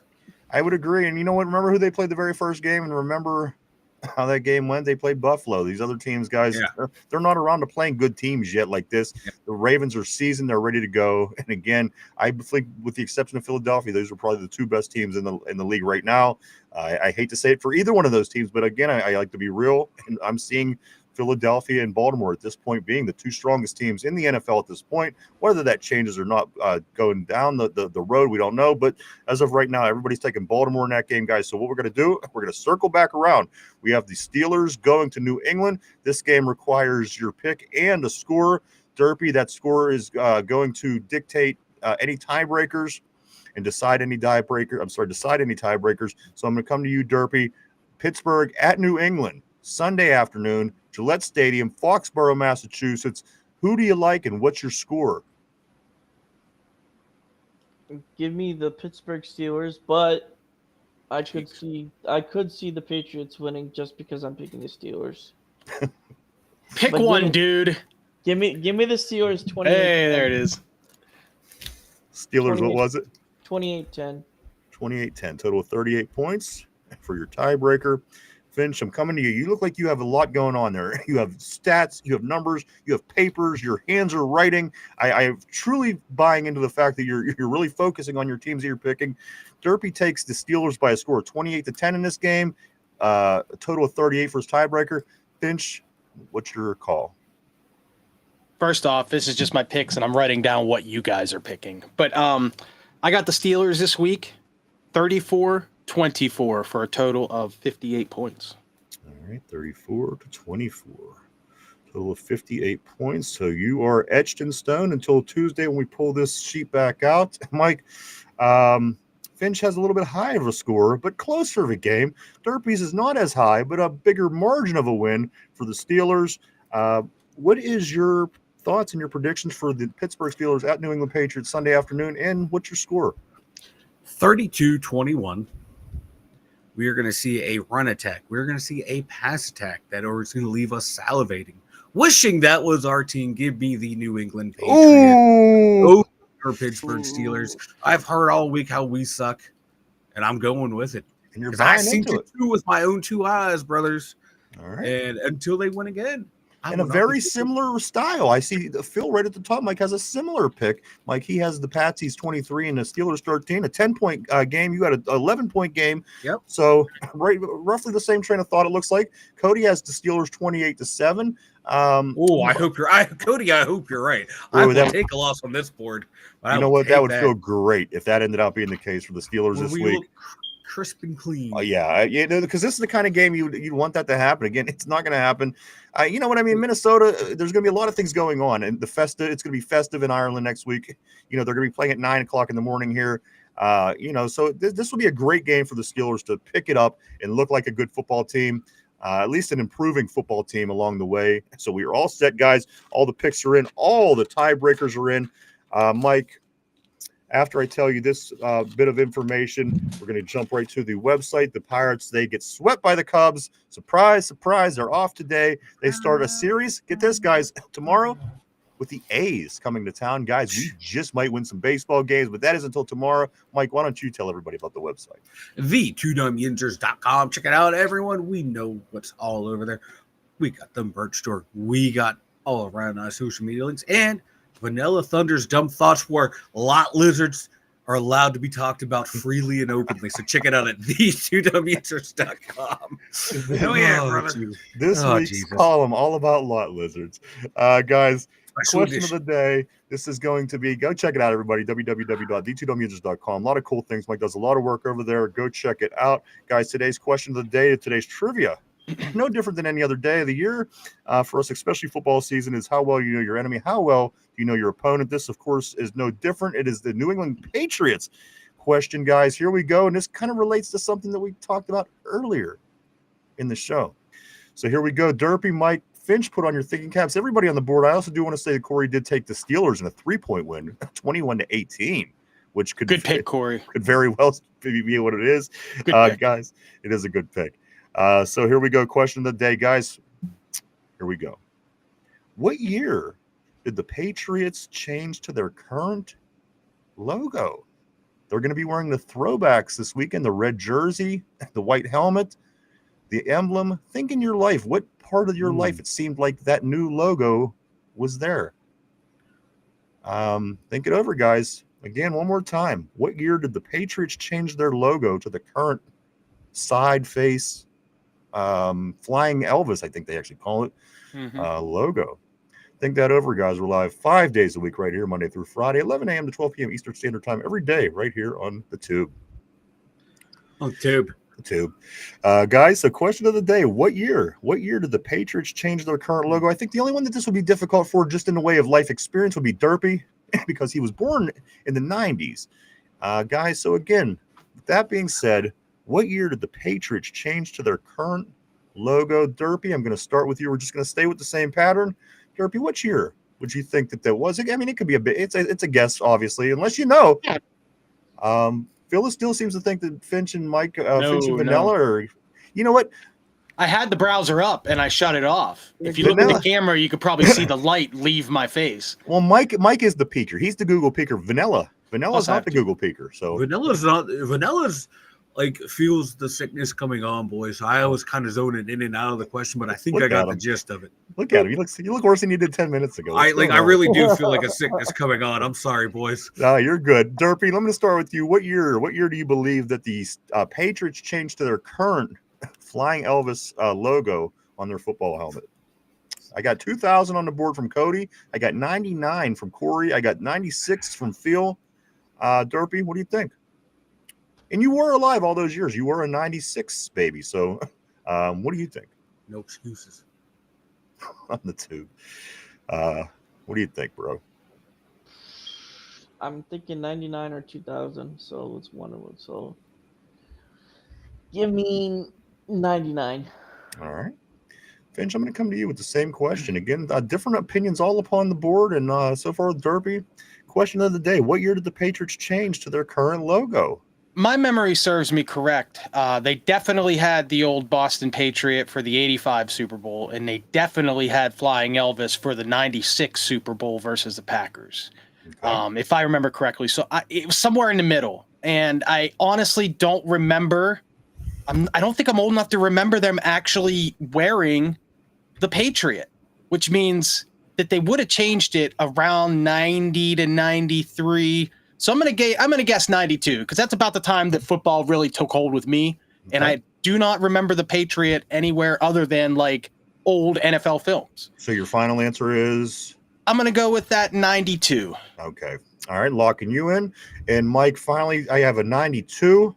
I have a 99 on the board. I have 2000, 99, 96. Mike, what year did the Patriots change to their current logo? I have a feeling it was in the early 90s. Early 90s, because I remember my buddy on the football team in high school, because our colors were blue and white. He's like, yeah, the fucking shit looks like the Patriots uniform. All he's missing is the man on the helmet. And that was 95, 96, in that range. I'm going to go 96. All right, 1996. Is that your final answer? Yeah, that's when they changed. Right. That would have been like because 95, ended 96. All right, locking you in. A bunch of different answers. You know what? Again, this is one of them questions. Unless you're a Patriot fan, you probably don't know this. So, yes, he is. Cody, he is really old. Who's old? All right. So the question, what we got going on here is this. We got all of our answers and all the final answers. And Finch, you know what? You guys, you said you're on the list. You guys have really good. Finch, your thought process, Mike, your thought processes are great, and I'm going to tell you why. This is what I would have thought of. In 85, yes, they did have the old uniforms. In 96, they did have 96, 97, they did have the new uniforms against the Packers. And I do know the year after we went to the Super Bowl and lost, we lost to the new uniform Patriots 28-3 in a foggy early round game. Cordell Stewart. Yep. And we lost this game 28-3 in the playoffs, guys. So they had it at that point. So you guys are all really, really close, in the same ballpark. John on the board, he's saying, I will Price is Right, Mike, and go $1. No, just kidding. He's going to go 94. 1994 is his answer. Guys, and I got to be honest with you. Everybody is in the ballpark. The correct answer, guys, question of the day is what year? What year did the Patriots change to their current logo? The answer, guys, kind of in the middle of everything, 1993. Ooh. We had a 92, a 95, a 94, we were right I there. almost said 93. I was know you right did. on. I Was know you right did. on the tip of my tongue, man. And I could yeah. see it as you were talking. I was like, he's either going to say 92 or 93 My by eyes your were thought spinning like a process. slot machine. I was trying to pick which one. I knew it was Yep. right in there, man. I knew it was in that range for like That's a good question. That is, from and that's why I remembering. thought, you know what, these guys, this is kind of the thought process I thought you were going to take. So that's why I did choose to go this route. And you know what, I thought any of you could have really got this on a guess. But unless you're a Patriots fan and know, chances are you wasn't going to know that. But guys, all you guys were close. Great trivia. job. Good one. Question, guys, 1993 is the answer for the question of the day. That is the first year. And me personally, I thought it came a little later. If I would have had to play the game not knowing the answer, I would have said 94 or 95. I didn't remember it being as early as 93, but guys, 1993 was the year that they adopted the new Patriots logo that they still have today and became awfully wildly popular by the quarterback that they employed for 20 years. And a lot of people began to be fans of this Patriots team. And again, well, you know what, Mike, where's all those, again, you know, I remember last week I said, where's all those Seattle Seahawks fans? They were at the stadium. I got to tell you, once the Steelers were losing big and the fans were leaving, did you see how many Seahawks fans were at Acrisure last week? I saw a lot of green. A lot. So my theory about all the Seahawks fans disappearing is wrong. They definitely have a lot still because they were in Pittsburgh last week. Corey says I said 99 because their uniforms kind of look like a turn of the century. No, you know what, you guys, it's all ballpark, guys. I wouldn't have known how to answer that either. But that was the question of the day, guys. Well, I do want to say thank you, everybody, for coming in and hanging out and checking us out today. We certainly appreciate each and every one of you. We truly, honestly do. We wouldn't do it without you guys. Thank you so much. I do want to say thank you, everybody on the board. You guys always keep things fun and interesting here on the show. And everybody at home, you're in the car, in the gym with your earbuds, or on the TV, guys. Thank you to everybody, guys. Thursday night football starts tonight. It's Buffalo at Miami. Mm-hmm. I got to be honest. It's NFL football. I'm looking forward to it. I don't care for these teams, but I'm going to be watching it. I got my picks in, and if you haven't yet, make sure you get your picks in, guys. You don't want to miss out on this win. I think, unless you take the wrong team, but I find that hard to even imagine. Mike, anything before we start wrapping it up, sir? Yeah. Update to Schindler's List. Oh, and the enemies list list. Time. All right, who's on Schindler's List and who's on the Nixon list, Mike? The board is on Schindler's List. They're awesome. All right. Awesome. Everyone but Cody. Cody, it's called me old. You're on the Nixon list, along with Vanilla Thunder. So he's on being a little grumpy pants today. So you and I are on the enemies list. You're all right. You're not feeling well. Boom. Darby, what about you, man? It's a great seeing you as always. Love having you here on the show as always. We do know that you got your thing going and you got your show on Sunday, which I loved. I have to say I did tune in Sunday night and I did watch the whole complete episode. I'm a big fan. I like you. I like Chris. A lot of fun. Darby, how anything before we wrap it up, man? Any special thoughts? NFL tonight, Steelers this Sunday, whatever. Football tonight. Tomorrow's my birthday. So, oh, that's right. Merry Dirtmas. Merry so I'm going to Dirtmas. celebrate going to Texas Roadhouse tonight. So. Hell yeah, Oh, brother. perfect. Get some of them rolls. The them butter. rolls and them ribs, Cinnamon they just butter. melt in your mouth. I love the Roadhouse. Yes. Well, hey, just in case, again, if we don't talk to you tomorrow, make sure you have a great birthday, all right? For sure. I should be here for about an hour but that's what I also wanted to mention. I'm going to be golfing around 2, so I might head out early before we do the trivia and stuff. Just remember last year, or was the year before, one of those years, Morgan Gruber from American Idol. Yes. Who is voted the best country singer in Pittsburgh, the Pittsburgh area. She did wish Derpy a very happy birthday here on the show. So hopefully, Derpy, you can match that and have a great birthday again tomorrow. Finch, my man, anything before we wrap it up for the day? Yes, thank you to everybody who showed up for my 2 shows that I did this past weekend. Friday night, the Gooners weren't able to come over, so at the last minute, I decided to debut something that I'd been thinking about for a while. It's called Bird Brain, and that's just that's my little vloggy type thing. It's something I used to do. And that's because your name is Finch, correct? As this is what it stems from. And I have kind of a tiny brain, and the AI helped me make a really cool little logo that we put up. And back when I was doing podcasting by myself a lot, I would do what I did on Bird Brain. I would just talk about whatever the flavor of the day was. And, that particular day on Friday, I talked about video games and football. And you know what? Tortilla showed up, JJ showed up, a couple other people showed up, Cody, and we had a fun time for a couple hours. So thanks, you guys. And I don't know how it's going to go with that show yet, if it's going to be like a steady thing, but whenever I feel the urge, you might just see me pop up. So if you do, jump on. So as of right now, people could usually they'll expect the Gooners. And if the we're Gooners going to have a Friday show as often as possible. And if that doesn't happen, then we could always look forward to the Bird Brain and things like this. So that's what's going on with Finch. Also, Sunday night, you don't want to miss Sunday night Yinzer Review. That's Sunday right. night Yinzer Review, which starts a little bit after 7 o'clock, goes all the way till 8:20. When the 8:20 game starts on Sunday night, catch Finch doing the review show, talking about the NFL games for the day. And it just lets the board get the emotions out. That way, when they come here on Monday to talk to you guys, their head's a little clearer. They've gotten the poo out of their systems, and they just want to talk about what happened. I kind of like that. I like being that shoulder to cry on, guys, on a bad day. And I want to celebrate with you guys directly after a good day without taking away from the timeless content we're getting every day from the two Yinzers. So the Sunday night show is a fun place for 40 minutes of just quick jam on football chat and to get your yayas out. So there you go, guys. Keep an eye open for the Gooners on Friday, the wrap-up show, Sunday review, Sunday evening, also the Bird Brain show. It basically he's trying to keep his show together with his guys, but it's hard schedule-wise sometimes, which we understand doing what we do. So he kind of has a backup plan is what's going on with that with the Bird Brain. So in case you're getting confused what's going on, that's what's going on. Also 9:30 on Sunday nights, the average podcast, the Average Boys podcast with Finch and with Derpy and his peeps. They are on 9:30. They talk about nerd things, superhero stuff, movies, all that kind of stuff. So check that out as well. Really, it's entertaining. I like to watch it again. Last week, we were very entertained by their show. So do continue to check the guys out. We will be back tomorrow at our regular time to head into Patriots weekend, guys. Wrap up the coverage, wrap up what it is that we have to do to head when we're heading to Massachusetts to get this win, and any scoop that we can dig up between then and now, we'll certainly make sure that we get that to you as well tomorrow. So we do hope that you check us out and continue to visit us tomorrow at our regular time. Let me, I'm going to hit a couple of these messages because some of them are connected to some things that we are kind of wrapping up here on.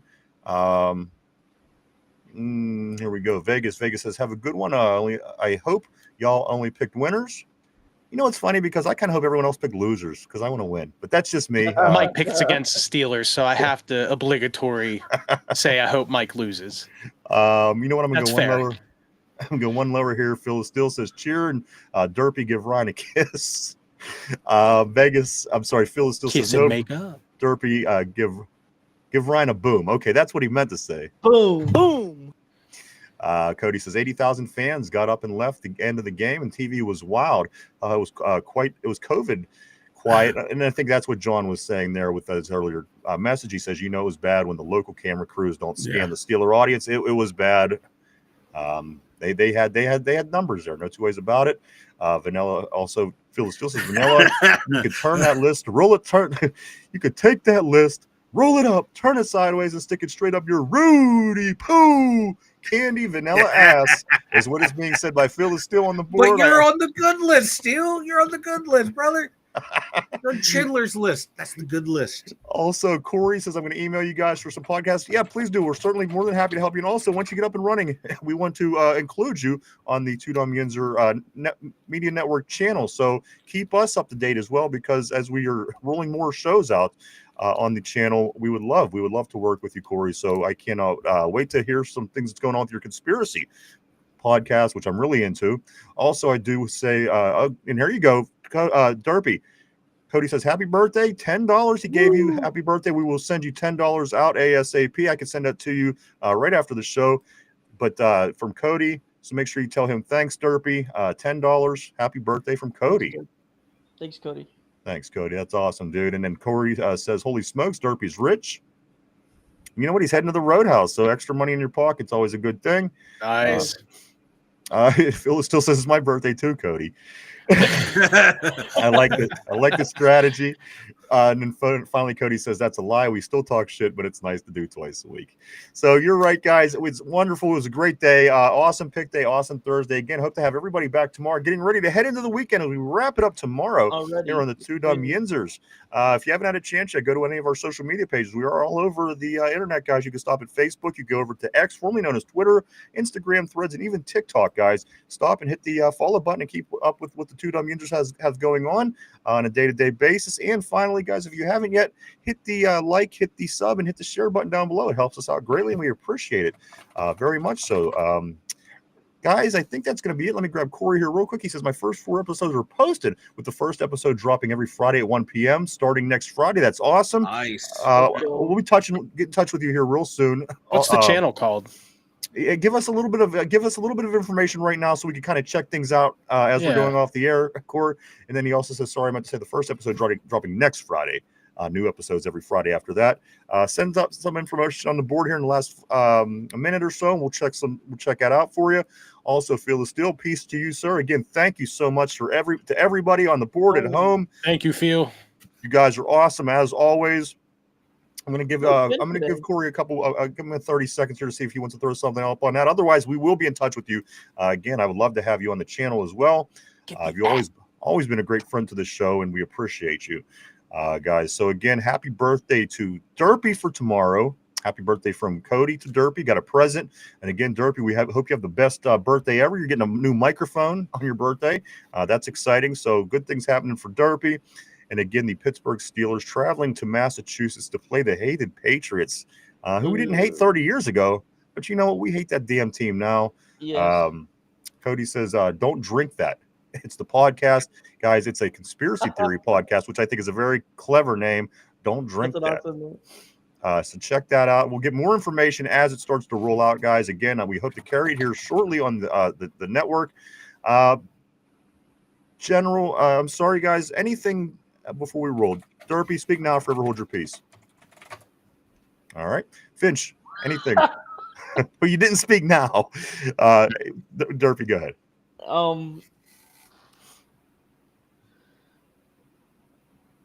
Now you made me lose the train of thought, Ryan. Dang it. You know what? I'm gonna come to Finch and then I'll come back. But you continue to work on that thought. Finch, anything before we wrap it up, man? Once again, thanks for everybody that showed up on the weekend for the podcast. There will be new episodes of something on Friday and Sunday. I will be here every 1 o'clock Steelers Sunday. There's a very good chance that I will have the post-game show. So expect a few more throughout the season. Other than that, have a great weekend, everybody. All right, Derpy? Yeah, you'll see me tomorrow here. Okay. Derpy's like, wish me a happy birthday and send me some money. Go ahead. I'm sorry. Pretty much. No, I'm joking. No, now you make Okay, Mike, you are allowed to talk about the lizards, and we have to nix something here that's taking time. And I think the lizards, at least, is telling what was it, Derpy? Go Steelers. There we go. Go Steelers. All right, my man. Happy birthday to you. Everybody wishes you happy birthday here, sir. Mike, anything before we go? Speak now. After that debacle right there, Derpy tripping over his own dick. Have a good day, everyone. He can't trip over his dick. All right, awesome. And Corey says, I'll be writing short stories to go with controversial topics. I can't wait to be honest with you, Corey. We'll certainly be on top of that. For Derpy, for Finch, thank both you gentlemen, as always. For Mike in the Steelers Central Mobile Studio, myself, the Two Dumb Yinzers. Everybody have a great Thursday. Enjoy some Thursday Night Football. We'll be back tomorrow. We'll see you on Friday. Have a great one. Bye-bye.